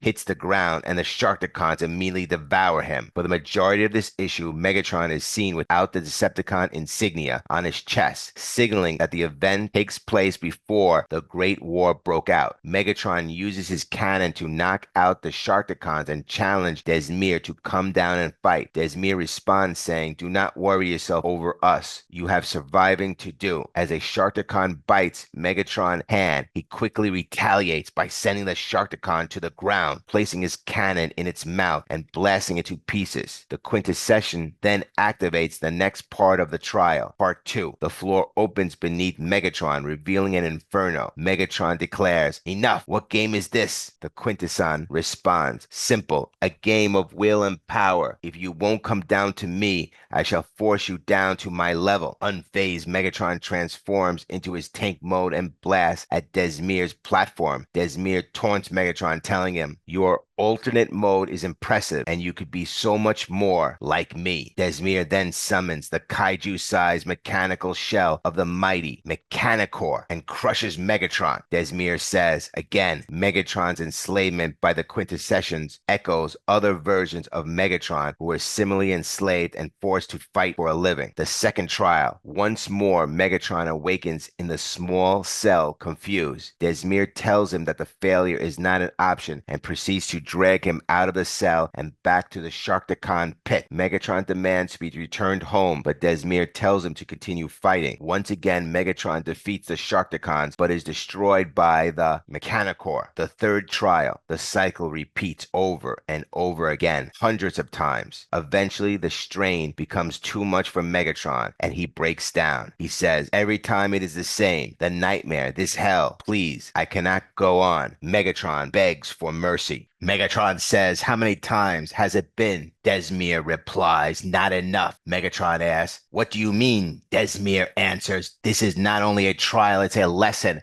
My master has asked me to show you how small you truly are." Megatron fires back, I am not small. Desmir responds, no, since the dawn of your creation, you have been unable to save your warriors, unable to save your planet. Desmir transforms into Mechanicor once again and says, you're unable to save yourself. Compared to the vastness of this universe, with all its mysteries and tortures, you are nothing until this trial's over. The same pattern repeats. The Sharkticons attack Megatron, defeats them, and then Mechancor destroys him again.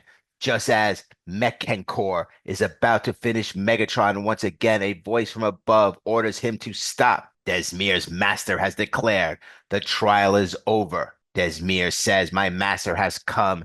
He has declared your trial finished. As Megatron on his knees struggles to stand, Desmir says, this allowed us to enslave you to keep you here. The Matrix is the dark equal to the one wielded by the Prime. There must be an opposite force. Through us, you will become that force. Through it, Desmir and his masters plan to make Megatron the opposing force to the Prime. Desmir says, through a third form with even more deadly power than what you have now, a form that will allow you to assert control over whoever uses it. Congratulations on your new gift. Energy from the dark matrix surrounds Megatron, granting him a third mode that allows him to channel its energy and assert his control over others.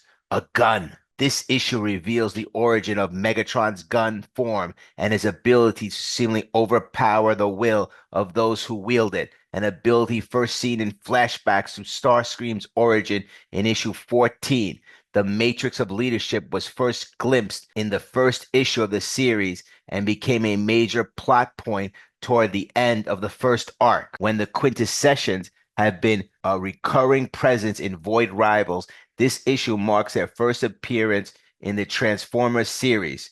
Void Rivals revealed that the quintessence once ruled Cybertron during the Age of Wrath until they were overthrown by the Resistance led by Alpha and Zeta Trion. However, what connection, if any, Desmir and his mysterious master have to the rest of the quintessence and their plans involving Goliant and Zerta remain to be seen. The idea of the Matrix of Leadership having a darker counterpart has recurred throughout Transformers media, including the Matrix of Conquest, the Dark Matrix of Leadership, and most notably, the fictitious Decepticon Matrix, the idea of which the Quintessence used to manipulate Galvatron in the Generation 1 cartoon episode Five Faces of Darkness Part 4. It seems that in the Energon universe, such a matrix might exist after all. The Master then orders Desmir to pick up Megatron. Much to the Quintessence horror, Desmir begs, my master, please,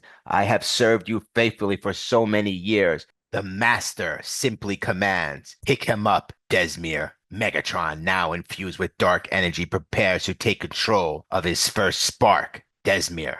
Megatron revels in the power he now has over his captor. Mechanicor appears. Megatron says, how does it feel to be a slave now that the tables have turned? Desmir begs Megatron, please. No, as Megatron says, do not beg, Desmir. It's unbecoming, as Megatron destroys the beast. In the future, Megatron has returned to Cybertron and uses his new powers to lead the Decepticons. In the background, the master of Desmir, and could we say the new master of Megatron, says, that was not only a trial, it was a lesson. When you first came to me, you are nothing, but no more. With this new power, you can finally take control. You can finally lead the Cybertron to a new and glorious dawn, like you were always meant to be. Who is this master? To be continued in. Presented by Skybound Entertainment, distributed Image Comics, Transformers Volume 4, Issue 20, The Energon Universe.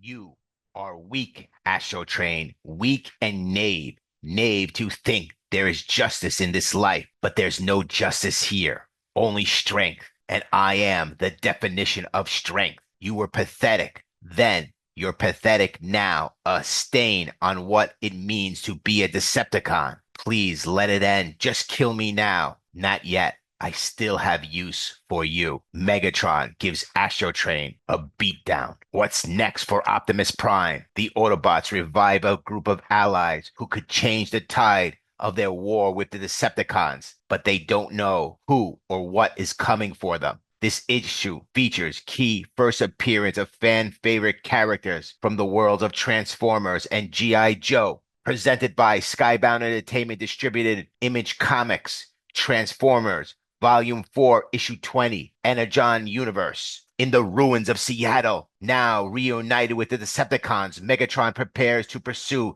the fleeing Autobots. However, he is interrupted by a challenge from Astrotrain as the furious triple changer finally confronts the object of his hatred. Astrotrain says, "It's time to finally pay for all you have done to me." Megatron responds, "Oh, Astrotrain," and welcomes the challenges even in his injured state. Astrotrain then transforms into his train mode and smashes into Megatron. Astrotrain has been on the warpath for Megatron ever since freed from the brig of the Nemesis back in issue 8. Soundwave wants to come to the aid of Megatron, but Megatron stops him, saying, "No, Soundwave, he has challenged me. Finally, he has every right, especially after so many years." Megatron then takes out his spiked ball and chain called the Energon Mace. But before he can use it, Astrotrain delivers a powerful roundhouse kick. As Megatron gets back up, he says, "Is that the best you have?" Astrotrain responds, "You killed my love. You locked me away in the Nemesis with just enough energon to last a millennium. Your existence has only made me suffer." Now it's Megatron's turn as he knees Astrotrain right in the face with a single brutal strike that drops him instantly. Megatron sneers, "You are weak, Astrotrain, weak and knave." He grabs the Energon Mace and begins beating him savagely over and over again, then wrapping the chain around Astrotrain's neck. Megatron growls, "Knave, to think there is justice in this life. There is no justice here, only strength." With that, he hurls Astrotrain off the building, mocking him all the way down. Megatron continues, "I am the definition of strength. You were pathetic then, and you're pathetic now. A stain on what it means to be a Decepticon." As Astrotrain lies barely moving, Megatron places his foot on top of his head. Gasping, Astrotrain pleads, "Please let it end. Just kill me now." Megatron responds coldly, "Not yet. I still have use for you." Elsewhere, Ultra Magnus has been taken to a secret United States military site, most likely run by G.I. Joe. Given the presence of Doc, he is being held there to be studied through progress is slow as the scientists barely understand what they're dealing with. While observing Ultra Magnus, Doc speaks with a private who mentions that he hasn't heard from his brother who was serving aboard the USS Henry Harrison. He asks Doc if he'll pray for him, but Doc simply replies, "I don't do that anymore. That part of me is long gone." The private concern reveals that he is unaware of the destruction of the aircraft carrier by the Decepticons in issue 8. This issue marks the introduction of G.I. Joe medic Carl Doc Greer to the Energon universe. In addition to being trained medical doctor, Doc's original file card listed his secondary military specialty as chaplain's assistant. At the Ark, Spike meets with Optimus Prime. Spike wants to go after Carly, but Optimus is concerned their forces are spread too thin, and he knows that Megatron will come for them as soon as he reunites the scattered Decepticon factions. Spike asks Optimus more about the matrix of leadership, wondering if his dad might still be in there somewhere. Prime explains that the Matrix is not a tool for communication. The spirit of Primes resides within it, giving them power and lighting their darkest moments, but he never hears their voices. Spike responds quietly, "I figured," and lowers his head in a moment of sorrow. "But I was still hoping." Optimus gently replies, "I know, Spike. I know, I'm sorry." Spike looks up and says, "What do you have to be sorry for?" Optimus Prime says, "The Decepticons are stronger than ever and are using this beautiful place as their fuel. What I have done," he wonders. "In the face of it, I'm suddenly prone to anger and destruction the way I used to be. I'm still ashamed of what I did so many years ago. Has this war gone on so long that I'm destined to repeat myself?" He looks down. There's a darkness inside me, Spike. I can't quite tell what it is. No matter how dire our cause has gotten, I've always been able to find the light. Where is it now? Spike responds gently, Optimus, look, I know there's no organic life on your planet, but there are suns all over the galaxy, aren't there? Cybertron must have a sunset, just like Earth. And if there's a sun, then there's got to be a sunrise at some point. Spike reassures him that the light always comes back, just like a sunrise. Though it wasn't immediately clear when we last saw him in issue 18, Spike appearances here confirms that he's more or less fully recovered from being shot back in issue 3, as he now is able to walk without assistance. We've had winks and nods to it before, but this issue is the first truly explore the ideas of the primes that came before Optimus. He doesn't go into much detail, only acknowledging the presence of their spirits within the Matrix. So the full lineage of the primes in the Energon universe remains a mystery. Although Optimus says he doesn't hear the voices of the primes within the Matrix, Sparky's entry into it has clearly had an effect. Since issue 8, Optimus has been experiencing visions of Sparky's light. He also confesses that he's struggling to find the light, mirroring Sparky's own admission in issue 4. The connection between them continues to grow stronger.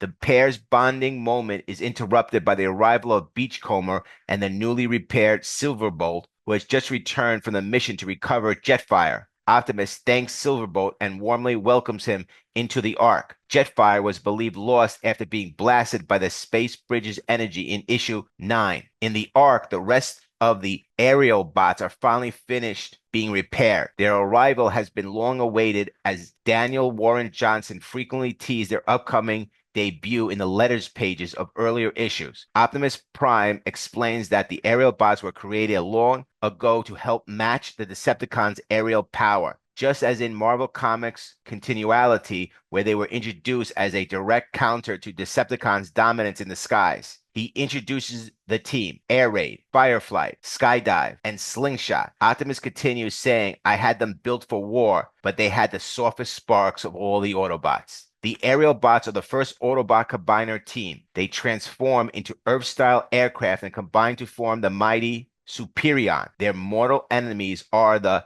Stunticons, Silverbot, Concord, SST, the aerophobic leader and grounding force of the team, Air Raid, McDonnell Douglas F-15 Eagle, an impulsive, fearless, close-quarters fighter. Fire Flight, also known as Fire Strike or Firefly, McDonnell Douglas F-4 Phantom II, a daydreamer and a dangerously absent-minded flyer. Skydive, General Dynamics F-16A Fighting Falcon, a quiet but brilliant strategist and military history expert. Slingshot, also known as Quickslinger, British Aerospace Sea Harrier, a loud, insecure bot with VTOL capabilities. Optimus Prime greets them warmly. Hello, my friends. And the aerial bots smile and happy to see him again. They ask, what's wrong? Optimus, with a heavy tone, says, my heart is heavy, Firefly. I've used the last bit of our harvested energon to bring you all back, to help fend off what's coming. The aerial bots excitedly embrace Optimus Prime, overjoyed to be reunited. Optimus smiles and says, I'm glad to have you all back. Wheeljack then steps in and informs Optimus that he set up a diagnostic table to examine the visions Prime has been experiencing. Meanwhile, Thundercracker silently observes the interaction from behind Teletron 1. On Cybertron, Shredhead speaks with Cliffjumper, who expresses his concern for Carly. Cliffjumper asks if Shredhead recognizes him, and though their memories are hazy, Shredhead replies that they feel a connection through the sparks that created them. When Cliffjumper shares his worries about the human who painted the mural on the side of Shredhead's alternate mode, Shredhead eagerly transforms and suggests they go rescue her together. Meanwhile, the Decepticons have regrouped on the fragment of Cybertron that crashed into the Pacific Ocean. Megatron explains that this specific part of the world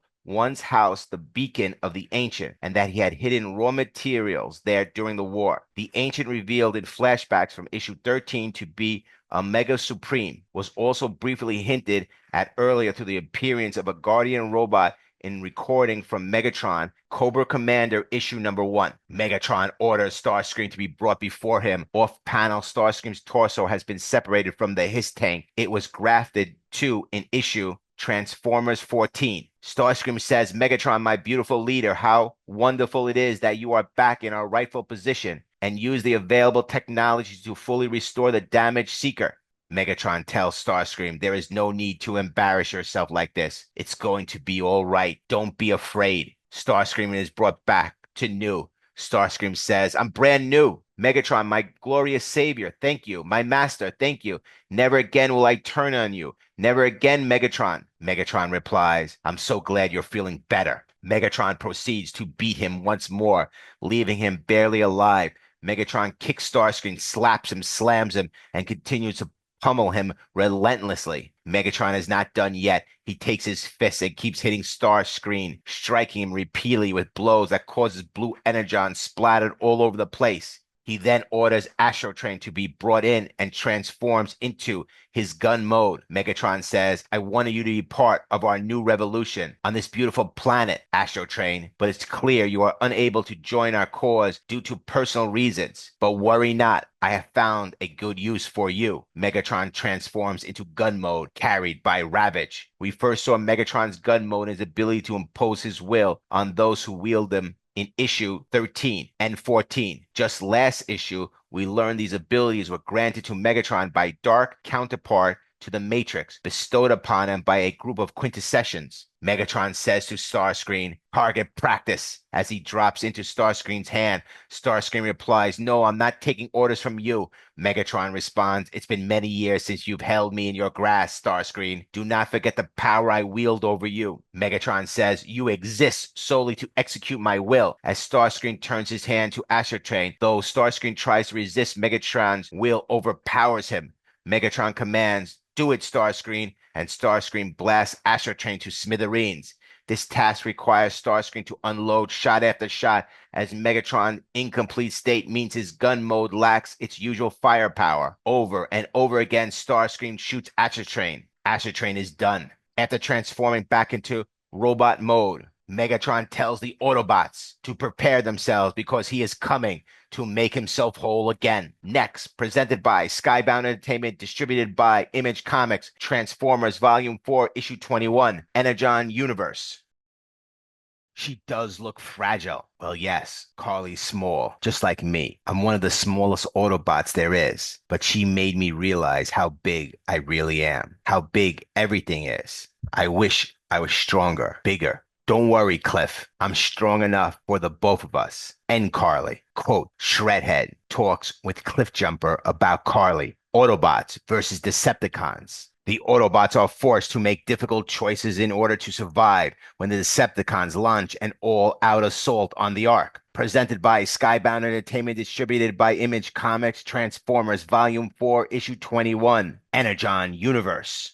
In an undisclosed location, Ultra Magnus awakens deep within a United States military facility where he is being imprisoned. The only person nearby is Carl Doc Greer. Doc says, you're not supposed to be awake, to which Ultra Magnus responds, what are you reading? Doc replies, it's something that used to make me feel safe in the face of things too big to comprehend. Ultra Magnus says, like me? Doc Greer answers, something like that. Magnus continues, I was doing the same thing when building my compound, protecting myself. I wasn't doing anything to anyone. What are you going to do to me? Their conversation is then interrupted by the arrival of General Flagg. General Flagg arrives with some sort of machine. Doc asks him what he plans to do to Ultra Magnus, reminding him that Magnus is essentially a prisoner of war. But Flair ignores the protest and says, that's a question way above your pay grade, Doc. As the machine gets turned on, Magnus pleads with them to stop. Flagg turns to Doc and says, please get out of the way while we conduct the necessary business of keeping the country safe. On Cybertron, Elita 1 checks in with Bluestreak and Warpath as they work to repair Shockwave's space bridge. Their goal is to return to Earth and bring back Optimus Prime. However, due to the extensive damage on the Nemesis side, the portal will now require 4 times the usual amount of energon to transport everyone. Unfortunately, they only have enough energon to send 1 Autobot through. Elita 1 says, all right then, I know who will go. Shockwave used the space bridge to connect Cybertron and Earth in issue 9. Optimus destroyed it in issue 12 to prevent the harvesting of Earth, which resulted in Elita and Cliffjumper being trapped on Cybertron. We go to Cliffjumper and Shredhead as Cliffjumper tells the newly born warrior about his friend Carly. Cliffjumper says, well, yes, Carly's small just like me. I'm one of the smallest Autobots there is, but she made me realize how big I really am, how big everything is. I just wish I was stronger, bigger. Shredhead replies, don't worry, Cliff. I'm strong enough for both of us and Carly. Just then, Elita 1 arrives and says, Cliffjumper, Shredhead, I need to show you something. Back on Earth, the Decepticons discuss their plans. Megatron says, you have all done so well. Soundwave, even with Starscream, you have kept the Autobots on their back feet. They are defenseless. Starscream implies the Ark is a significant addition to the Autobots' power. Megatron, even I know that. Megatron interrupts by backhanding Starscream. Megatron says, keep your pathetic comments to yourself or I shall replace your mouth with a metal plate. Your only use is to be my vessel for violent plans. We have the numbers. We have the initiative. And any other way would simply be pushing off the inevitable. The Decepticons are preparing to launch an assault on the Ark. When we last saw Megatron at the end of the previous issue, his eyes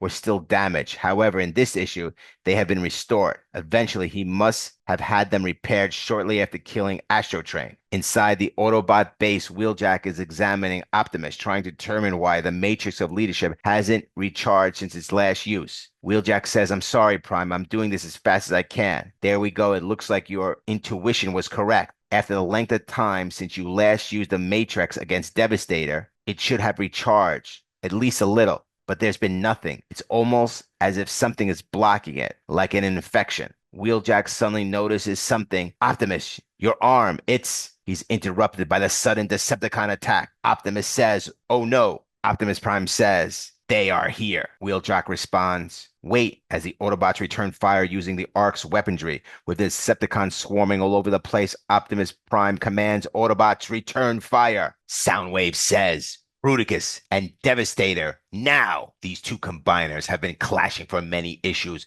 but now the question is, can they work as a team? Devastator growls. The only thing better than smashing Devastator is smashing Autobots, just as he takes a huge cannon blast to the face.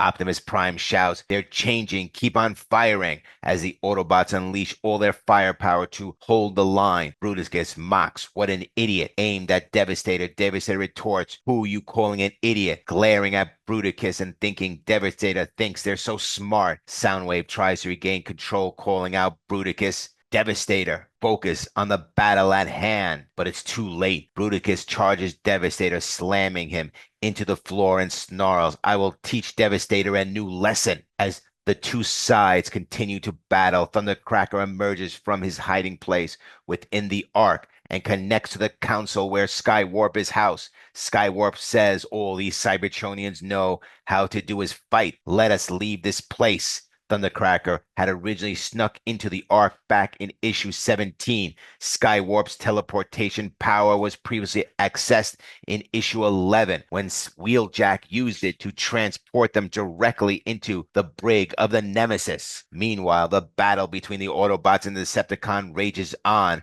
Optimus Prime takes aim with Megatron's cannon now fused into his own body and points it at Starscream.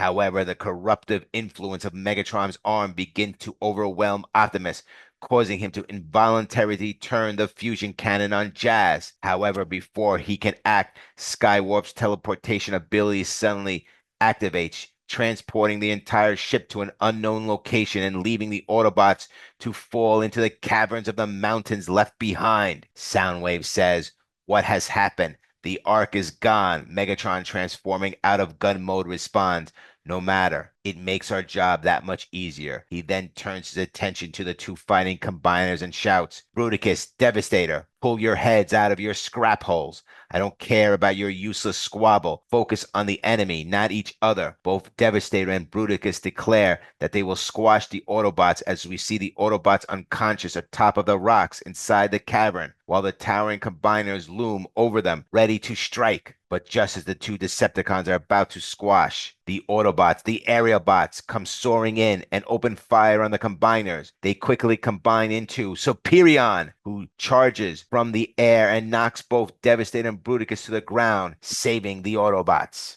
As the Autobots try to recover, Optimus begins to realize the effect of Megatron's arm is having on him. Optimus Prime says, Jazz, this arm, it must go. It's infecting my thoughts, my actions against those I care for most, but it won't come off. Spike shouts, Optimus, what are you doing? Stop. As Optimus Prime tries to remove his arm, the Autobot leader says, Get away from me, Spike. I'm not myself. He turns to the Autobots, pleading, You must shoot it off. The Autobots stare in shock as Optimus' sadness in his eyes begs them, Please, before it takes control again, do it. The Autobots, led by RC, pick up the gun and fire at Optimus Prime's arm, severing it at the hand. Spike screams, Optimus, as the corrupted cannon arm falls to the ground. The Autobots lower their heads, the weight of what they've done sinking in. Wheeljack asks Optimus Prime, Can you transform into your alt mode? Optimus replies, I'll try, though he's clearly in a weakened state. Superion reaches for the Autobots and says, There's no time, as Megatron's arm and cannon lie abandoned in the mountain. Wheeljack looks at Prime and says, You are an incredible warrior, Prime. Megatron flies into the mountains, grabs his appendage, his arm, his cannon, surrounded by the Decepticons, and inserts it into its rightful place. Megatron says to Optimus Prime, Deep down, I always knew there was a weakness inside you, as Energon thunder is everywhere. Megatron is fully whole again. He then turns to Starscream and says, Take aim, as his alt modes back into his gun mode. The Autobots then attempt to flee on the back of Superion. Megatron, using Starscream to wield his gun mode, blasts Superion, ripping Slingshot from the Gestalt and instantly killing him. Optimus Prime crawls on the ground trying to reach Slingshot, but Wheeljack says, He is gone, Optimus. We must go. Optimus says no, as Superion grabs him, and the Autobots are forced to leave Slingshot behind as they fly away. Megatron stands above Slingshot and steps on his face, surrounded by the Decepticons. Megatron declares, Decepticons, prepare for conquest. Next, presented by Skybound Entertainment, distributed by Image Comics, Transformers Volume 4, Issue 22, Energon Universe.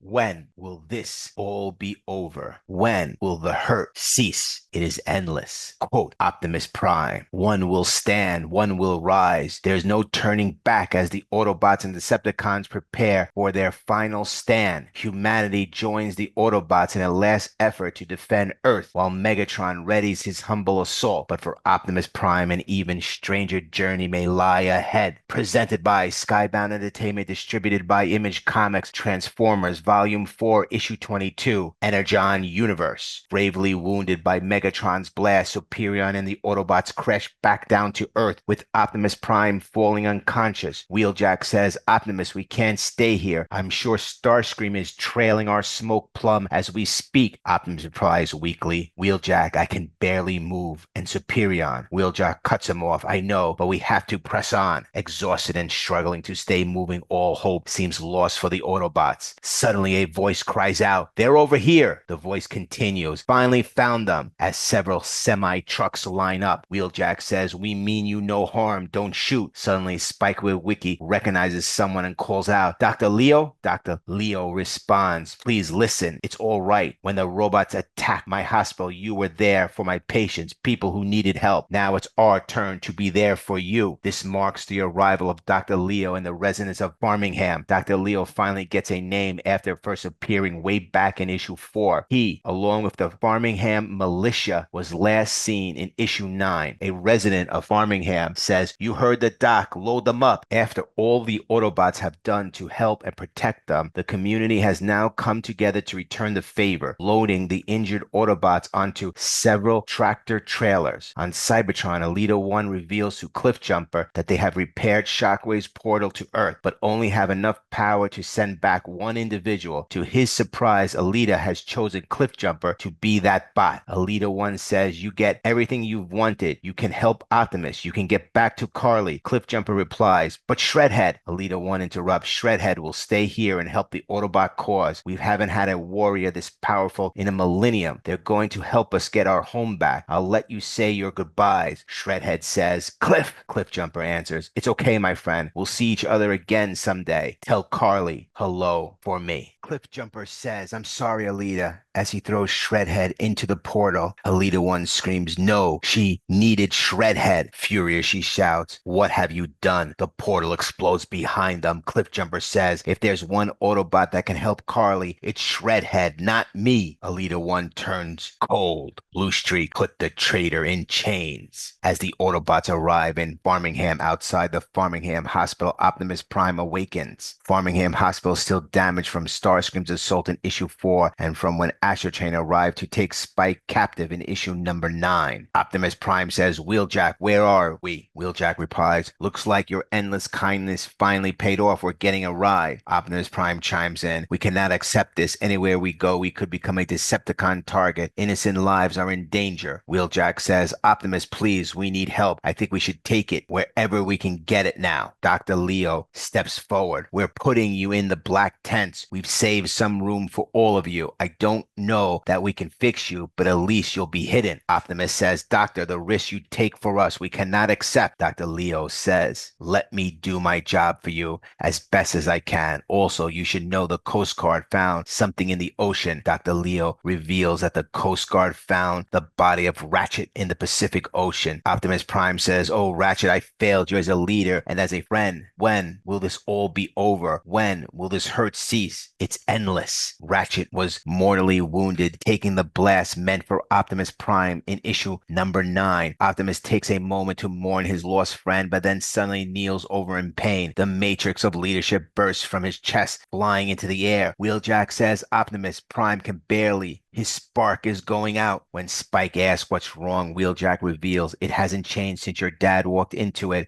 Spike, the poison that was inside Megatron's arm, it had spread through Prime's entire body. I believe that the infection is blocking his access to the Matrix power. Spike Witwicky asks, is he going to die? Wheeljack solemnly replies, yes. Sparky entered the Matrix in issue number 6, believing this to be the end. Optimus says, you must listen, Wheeljack. One of you must take up the mantle of Autobot leader. Wheeljack protests, no, Prime, we can't go through this again, please. Optimus continues, the choice has been forced upon us, my friends, and now. Optimus is shocked as he sees Spike step forward. Spike says quickly, I can do this, Optimus. Let me make you proud. However, he looks over to see Spike reaching his hand into the Matrix, just as Sparky did before. Spike then extends his other hand to touch Optimus's. Their eyes both glow bright blue with energy, and Optimus finds himself awakening in the whole of the Primes. We learned in issue 20 that the Matrix contains the spirits of past Primes through Optimus said at that time he couldn't commune with them through it. Optimus says, it can't be the whole of Primes. Optimus' eyes are colored yellow when in the whole of Primes, a reference to his original toy. Meanwhile, Megatron and Soundwave pursue the Autobots to the woods, eventually coming across the site where Optimus first noticed the Earth's beauty. Megatron discovers the spot where Optimus had buried a dead deer. He mocks Prime's soft hardiness. Megatron says this is what led to Cybertron's destruction. Optimus Prime unable to make the hard choices, burying and honoring something so small. How does this pathetic creature help the future of this planet? Soundwave replies, a foolish gesture, my lord. This issue reveals that Optimus buried the deer he accidentally stepped on in issue 2. The panel of Megatron cradling the deer carcass also mirrors a panel of Optimus holding the deer from the same issue. Megatron says, do not mistake my words, Soundwave. Even I can see how amazing this planet is. Its beauty reminds me of our home, how it used to be. I remember its glory well. All I have ever wanted was to bring our planet back to that harsh, angular splendor. He crushes the remains of the deer and continues his speech. But achieving that dream takes sacrifice. Prime never wanted to do what was necessary. His affinity for weakness led our entire planet to its destruction. Shortly before our war began, I was tested, and through that trial, I was found worthy of a great gift, one to help me right the foolishness of the Autobots and their hopes, the foolishness of Prime's hopes. Megatron recalls his trial at the hands of Desmir from before the war, as seen in issue 19. Then he turns to Soundwave, call off the search. I want Optimus Prime to learn one final lesson before I end him. The lesson simple. All hopes leads to ruin. An aircraft carrier launches its jets as the United United States military prepares for their own attack. Soldiers shout out, "Go get him! Give him hell!" The Eagle group commander says, "Let's do this for Frosting." He's referring to Frosting, the fighter pilot who was killed by Starscream back in issue 2. The Decepticons then mobilize for the attack, launching an assault on several nearby aircraft carriers. Starscream, wielding Megatron, easily destroys one of the carriers as the military forces do their best to fight back against the Decepticons. Starscream then goes after the jet fighters and they begin dropping from the sky. Meanwhile, the combined might of Bruticus and Devastator turns the slaughter of humanity into a twisted competition, each trying to crush more tanks than other. The overwhelming power of Bruticus, Devastator, Starscream, and Megatron easily overwhelms the United States military. Inside the secret facility, General Flagg interrogates Carly, trying to determine what she knows about the Transformers. However, Carly is unable to offer anything of strategic value. General Flagg says, "Come on now, Carly, don't be like that. As far as we know, your father was the first human killed by these things. Surely you must have some insight, weaknesses, goals." Carly replies, "I got to know them. Yeah, but I didn't learn anything special. They're good ones. They're bad ones. They need fuel just like us. They can be killed just like us. They're just bigger. Can I go now?" General Flagg responds, "And where are you going to go? Home? You're not understanding the gravity of the situation. The West Coast is falling. Tacoma is a wasteland. Seattle is under attack as we speak. The president ordered mass evacuations. It's time to choose a side, Carly. Help us protect you. Help us protect this beautiful country." Carly replies, "What, protect it like bombing Orcas Island?" General Flagg says nothing. Carly is referring to when the U.S. military bombed Orcas Island after capturing her and Ultra Magnus back in issue 18. This moment gives us more precise locations for where Magnus had constructed his makeshift fort, identified earlier only as part of the San Juan Islands. Meanwhile, Ultra Magnus continues to be examined and tortured by facility scientists, but Doc had enough. He decides to help Magnus, deactivating the machines and freeing him from his restraints.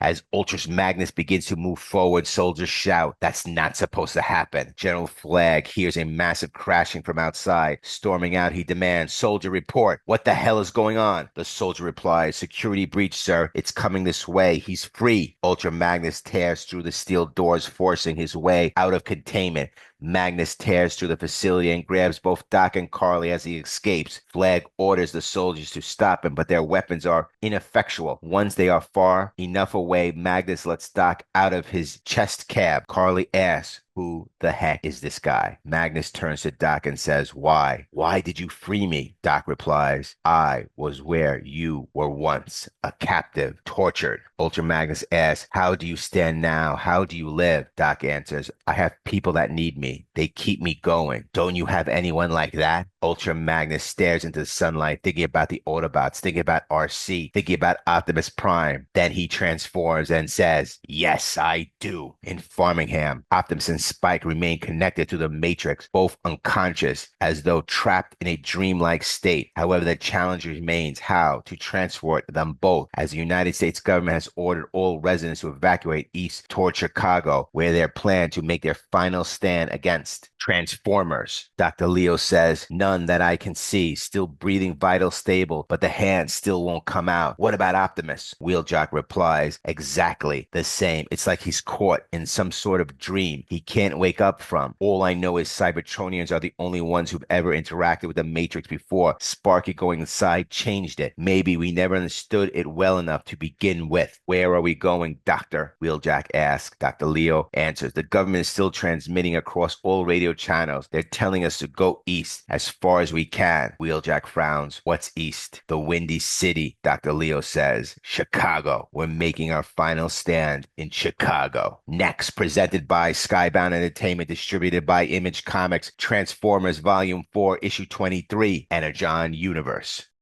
Enter the Matrix. The last hope for Autobots exists within the matrix of leadership, but will the Decepticons triumph before those answers are found? As his comrades make their last stand against the Decepticons, Optimus Prime unexpectedly reunites with an old friend in the heart of the Matrix. Presented by Skybound Entertainment, distributed by Image Comics, Transformers, Volume 4, Issue 23, Energon Universe. In the middle of the Pacific Ocean, where the Decepticons' space bridge was destroyed, Shredhead reconstitutes from the shattered remains of the Nemesis portal. The Earth side of the portal had been blown to smithereens during the Autobots and the Decepticons' battle, its fragments scattered across the ocean floor. From those scattered shards, Shredhead's body manifests in broken pieces before painfully reforging itself into his full form. After a moment to gather his bearings, Shredhead sets his course on a singular mission to find Carly. Meanwhile, in the war-torn city of Chicago,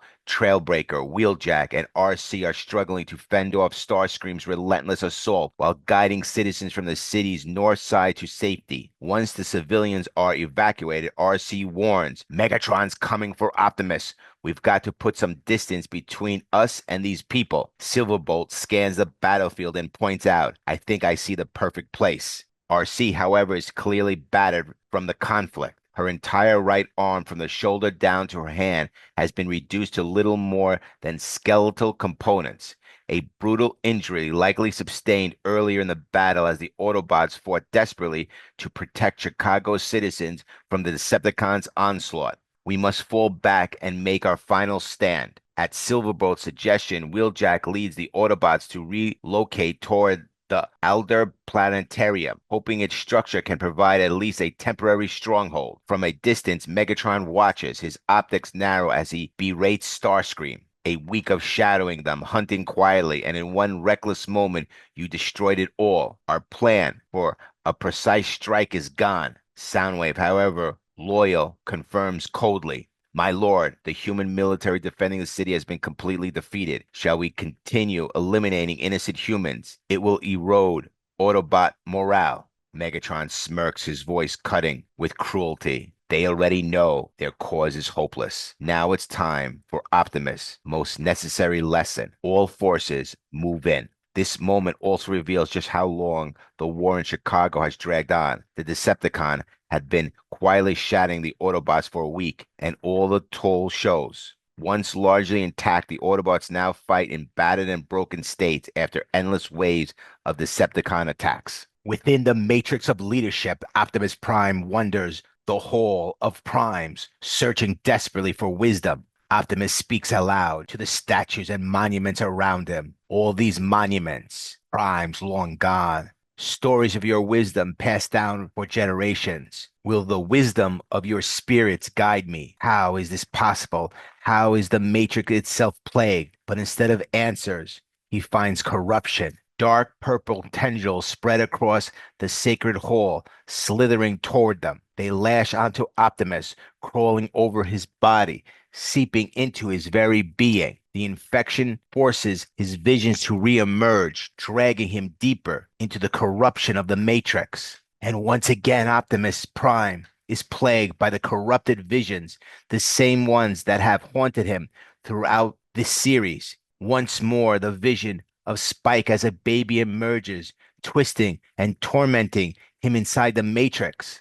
But suddenly, Optimus is jolted awake by the unexpected presence. Sparky Witwicky. Sparky looks at him firmly and calls out, "Roll out, Optimus. Roll out and follow my lead." Against all odds, Sparky has returned to guide Optimus Prime once more. Within the hall of Prime's, Optimus, or at least his head, appears colored, as he was in the old Marvel Comics run, with yellow eyes and a blue face behind his faceplate. The Autobots' brief respite within the Adler Planetarium is heavy with despair. Alongside the last surviving citizens of Chicago, they stare at the motionless body of Optimus Prime, the silence thick with hopelessness. Their moment is soon shattered by the beginning of the Decepticons' brutal assault, explosions tearing through the city once more. With the end looming, Wheeljack quietly confides to the comatose Optimus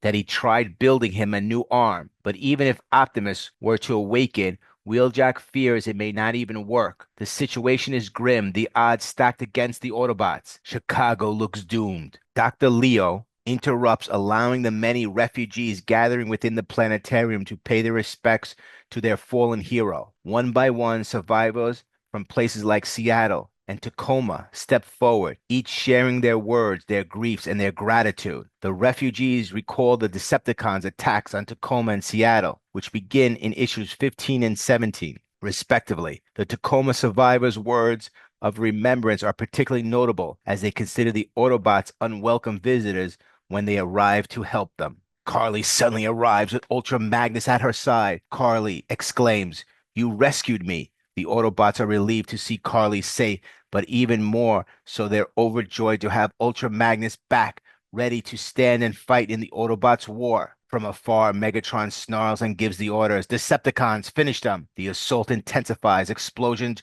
rocketing the Adler Planetarium as chaos erupts. Amid the battle, Ultras Magnus steps forward, his voice carrying over the din. He begins his speech with the same self-doubt he once revealed when Optimus passed the Matrix to him in Transformers the movie. Ultra Magnus says, "Ever since I knew of Optimus, I wanted to be just like him, but that was always impossible. I am strong on the outside, but on the inside, I don't know how to be strong. I don't know how to be a leader. I don't know how to be brave." Ultras Magnus continues. "But I know how to die. I can die for his dream, Optimus's dream, of a better world for all of us, including those who were small. We can all give our lives to protect the ones who has been strong for us for so many years." The Autobots listen in silence, his voice echoing through the battered halls of the planetarium. Despite his doubts, Ultra Magnus resolves, burns bright, igniting a spark of hope in their hearts. Magnus's words rally the other Autobots. Their despair shifts into determination, and the spark of courage begins to spread among them. "For Optimus Prime," says Ultra Magnus. The Autobots erupt in cheers. "Prime, Prime, Prime! We're going to do this for Prime!" Ultra Magnus, no longer fearful, steps forward with resolve. For the first time, he is the one leading the Autobots into battle. Through fire and ruin, the two armies face each other. The Decepticons line up behind Megatron. The Autobots line up behind Ultra Magnus. Megatron roars, "Decepticons!" Ultra Magnus counters with equal force, "Autobots." And so, as Beachcomber keeps watching from the back lines, the Autobots and Decepticons finally charge into battle. The field erupts into chaos. Blaster fire explosions and steel clashing against steel. In the very center of the battlefield, Ultra Magnus and Megatron collide in a brutal showdown, while all around them, Autobots and Decepticons strike at each other with everything they have left. The sword Ultra Magnus uses in this issue bears a striking resemblance to the Star Saber from Transformers Prime. RC smacks Soundwave, Rumble attacks Wheeljack, and Starscream targets Jetfire. It's a full-blown war. Rumble had his right arm destroyed by Jazz in issue 5, but this issue confirms that he had it repaired off-panel, probably shortly after the conclusion of issue 20, giving that Megatron's eyes were similarly repaired between issues. Chicago is being destroyed, torn apart by the massive battle raging through the city. Beachcomber, taking a passive role, can only look on in despair as explosions erupt all around him. In the Hall of Primes, Optimus asks Sparky how long he had been there, but all Sparky can recall is waking up and seeing Optimus being attacked immediately afterwards. The tendrils latch onto Optimus again, triggering memory visions of Bumblebee's body lying dead aboard the Ark. Sparky remarks that their memories seem to be mixed up as he makes a hard turn to disassemble them. Sparky, or rather his spirit, makes his first physical appearance since his sacrifice in issue 6. He also confirms Optimus's visions, which have been appearing on and off since issue 7, are distorted in part because Sparky's memories are mixed with Optimus's. Optimus says, "I should be able to see what the Primes have to show me to fix me." Sparky replies, "I don't think they can help you, Optimus. What you see has plagued every part of this place except me, and I don't know why." Though Optimus is determined to learn what the Primes have to reveal, Sparky points out that whatever it is infesting the Matrix has already consumed everything, except for a monument to Sparky himself for reasons even he cannot explain. Ultra Magnus shouts, "They're breaking through our lines. Don't let them get to Optimus as the Autobots begin to fall one by one. With the front line shattered, Starscream ignores Megatron's orders and swoops in, targeting Optimus, Spike, and Carly. Megatron roars, "Starscream, wait!" But Starscream defiantly replies, "Optimus' reign of terror has gone on long enough." As Starscream opens fire, Carly shields Spike, telling him, "Don't worry, Spike, I'm not going anywhere." Beachcomber hurls himself into the path of Starscream's blast, taking the hit that would have struck Carly, Spike, and even Optimus. Carly kneels beside him, crying out, "Beachcomber!" With pain resolved, Beachcomber manages, "I'm all right. I'd rather protect you than hurt someone else." But before anyone can react, Starscream fires again from behind, striking Beachcomber down. Carly screams in horror as the pacifist, the one who never wished to fight, sacrifices himself to protect both humans and Autobots. Beachcomber falls silent, offline, seemingly for good. When we first saw him in a flashback in issue 2, Beachcomber was being shot in the back by Starscream, leading us to incorrectly assume that he had perished before the Autobots even set foot on Earth. Now, 21 issues later, history repeats itself. Arriving at Sparky's monument, Optimus and Sparky push open the doors only to find Spike's body suspended halfway through a glowing blue-purple shape like the very core of the Matrix. Optimus, his voice heavy, explains, "He's teethering me to I never would have found this place without him. He tried to sacrifice himself for me, just like you did." Move, Sparky kneels and gently lifts Spike's hand, pressing it against his face. The moment filled with sorrow and reverence.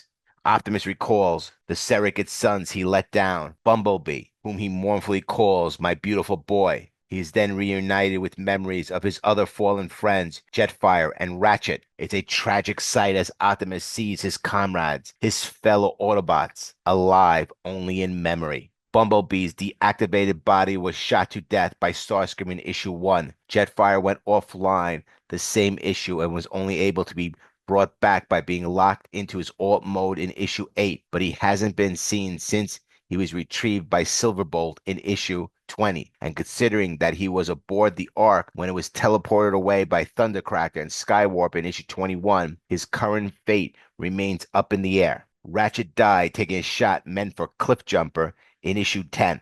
As Optimus struggles with the weight of all of it, Sparky reflects on the true nature of the Matrix infection. This infection wants to take you away from yourself. It wants you to give up, to put walls up just like I did. But I'm not that way anymore. Thanks to you, Optimus. To save both Optimus and his son, Sparky gently pushes Spike back to the portal, unleashing a surge of energy that burns away the purple tendrils. As the whole of the primes begin to collapse around them, Sparky turns to Optimus one last time. "Let me save you now. Promise me Spike won't be alone. Promise me you'll take care of him."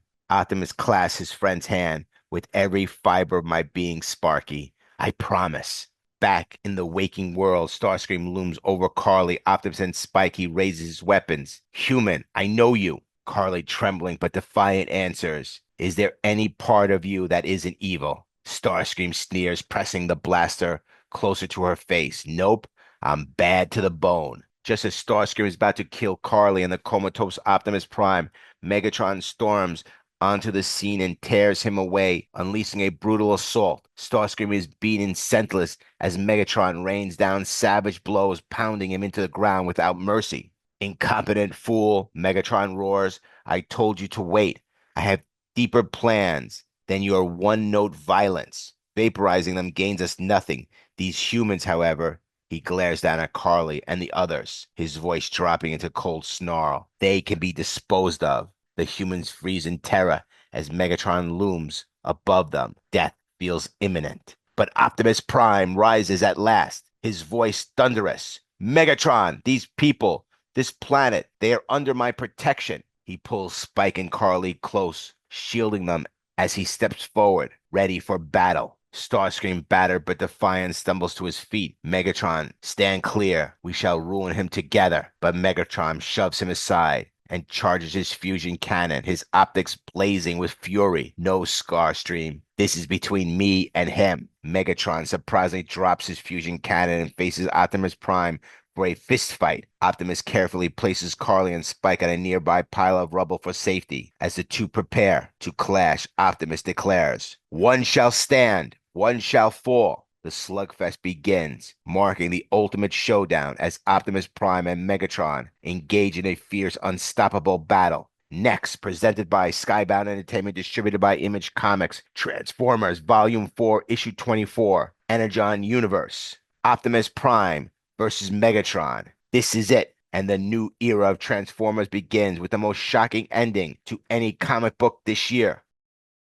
One shall stand, one shall fall. Optimus Prime versus Megatron, presented by Skybound Entertainment, distributed by Image Comics, Transformers Volume 4, Issue 24, Energon Universe. Optimus Prime and Megatron clash in a furious exchange of unrelenting blows. Optimus Prime clinches Megatron's head while Megatron grips Prime's arm in return as the two wrestle for position. The fight continues as Optimus throws a huge punch that connects only to be met by a front kick from Megatron. Optimus Prime follows up with a double-fisted strike, and the punches continue back and forth as the two titans trade blows. Then Optimus Prime suddenly charges forward, running straight at Megatron. Slamming right into Megatron, Optimus Prime drives him back through the buildings. Optimus declares, "You think I'm weak, but just because I care for the innocent doesn't mean I can't beat you into submission." He then launches off the building, flying in with a powerful strike that crashes down onto Megatron. Megatron looks up, shielding, and simply smiles.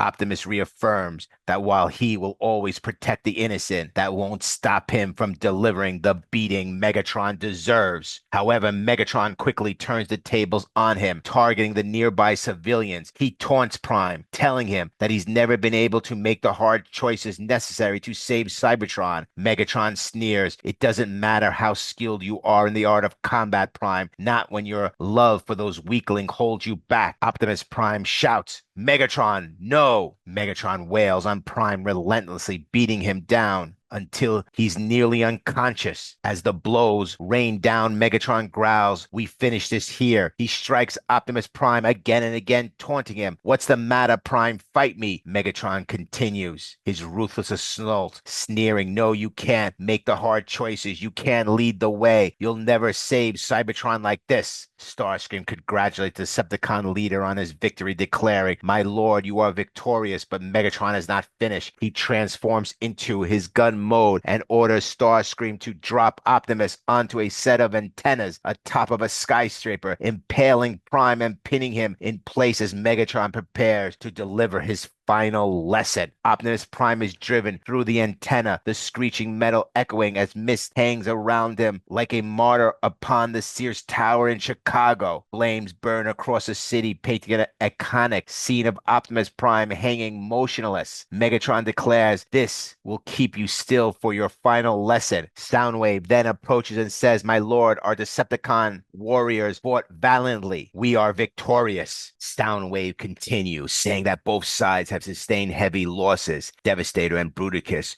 who had been fighting and bickering with each other, eventually joined forces to stop the Autobots, and now they console one another in their pain. The Autobots are also suffering as Magnus and RC can barely stand. Magnus feels he has failed the Autobots while Spike and Carly begin running only to be snatched up by Starscream as he emerges. Starscream then collects Beachcomber also. Starscream explains, "My great lord, Megatron," as Megatron stares down at the emotionless Optimus Prime. Starscream finally completes his task as Beachcomber crashes to the floor, causing the humans to be dropped as well. Megatron then presents his mortal enemy with an ultimatum. "Listen to me, Prime," he says. "You must choose between a Cybertronian pure in heart and form or your precious human friends." Optimus responds, "No." Megatron sneers, "I figured you say as much, which is why if you refuse to pick," Mega transforms into his gun form and growls, "You will force me to kill them both." Optimus Prime So you have to make a decision to make. Starscream wheels Megatron in gun form, swinging him back and forth between Beachcomber, Carly, and Spike. Beachcomber, please. Let it be me, Prime, please. Optimus responds firmly, I cannot, I will not. Prime rejects the idea. It becomes an emotional scene. Under Megatron's influence, Starscream takes aim at Spike and Carly, ready to pull the trigger. But at the last moment, Starscream hesitates. The hesitation comes because Omega Supreme glides silently overhead. Omega Supreme was first introduced in the flashback story from issue 13, the same story that revealed Starscream's origins as Ulchtar. But the question remains, how is he here on Earth? It becomes further emotional scene as Optimus, his blue eyes glowing, listens to Megatron command Starscream to kill Beachcomber and the humans. Optimus and Starscream both look up in awe at the ancient Transformer, who looks down and waves at Starscream, just as he did millenniums ago. Speechless, Starscream waves back as Omega flies off. Megatron angrily orders Starscream to obey his will. Starscream declares, my name is Ulchtar. We first learn Starscream's origin story in issues 13 and 14. Starscream, now Ulchtar, is flying towards Omega Supreme. But then a beam of energy blasts into the sky from Megatron's fusion cannon. Megatron blasts off Ulchtar's face as the Decepticon leader returns to robot mode. Megatron says, you always were a pathetic vessel, Starscream. I never should have chosen you. As Ulchtar's body falls to the ground below, Megatron turns his fusion cannon on Carly and Spike. Megatron says, I shall do this myself, when Shredhead suddenly charges in with his sword, nearly severing Megatron's arm and fusion cannon. Megatron reels from the blows clearly hurt Shredhead, had been sent to Earth by Cliffjumper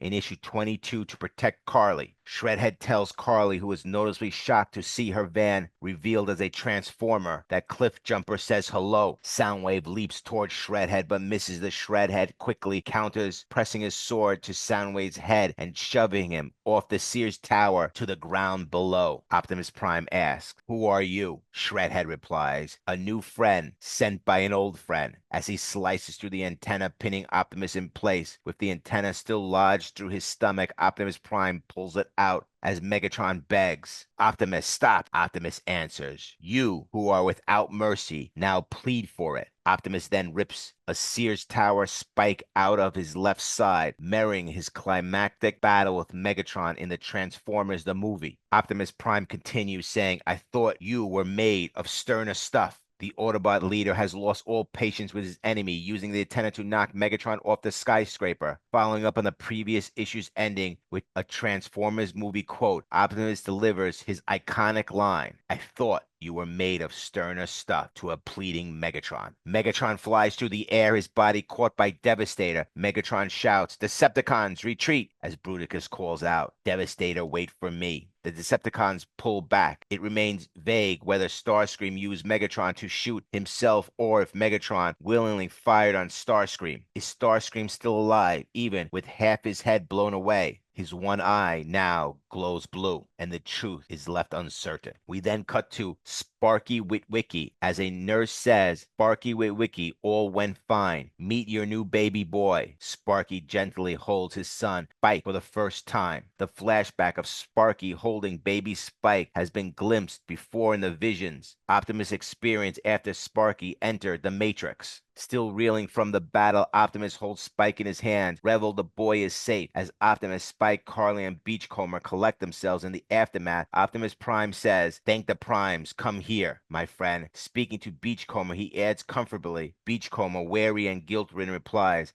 I'm sorry I couldn't do more. I'm sorry I let you down. Optimus gently shakes his head. No apologies. You are the best of us, Beachcomber. The two Autobots bow their heads together. A quiet moment of mutual respect amid the ruins of battle. Carly notices the faint glow returning to the matrix of leadership. She says, the sun's going down. The power is gone from the whole city. Optimus, your chest. It's the matrix. Optimus Prime looks down and replies, yes, it has been restored. I have been cured. The matrix is slowly coming back to life. Carly frowns concerned, but the light, it's so small. Optimus Prime answers firmly, small, yes, but growing. But as Optimus looks over the dark and destroyed remnants of Chicago, he tells her, it is small, but still mighty. The final line of the issue echoes back to what Prime once said to Sparky in issue 4. Next, presented by Skybound Entertainment, distributed by Image Comics, Transformers, Volume 4, Issue 25, Energon Universe. Robert Kirkman and Dan Mora start a new era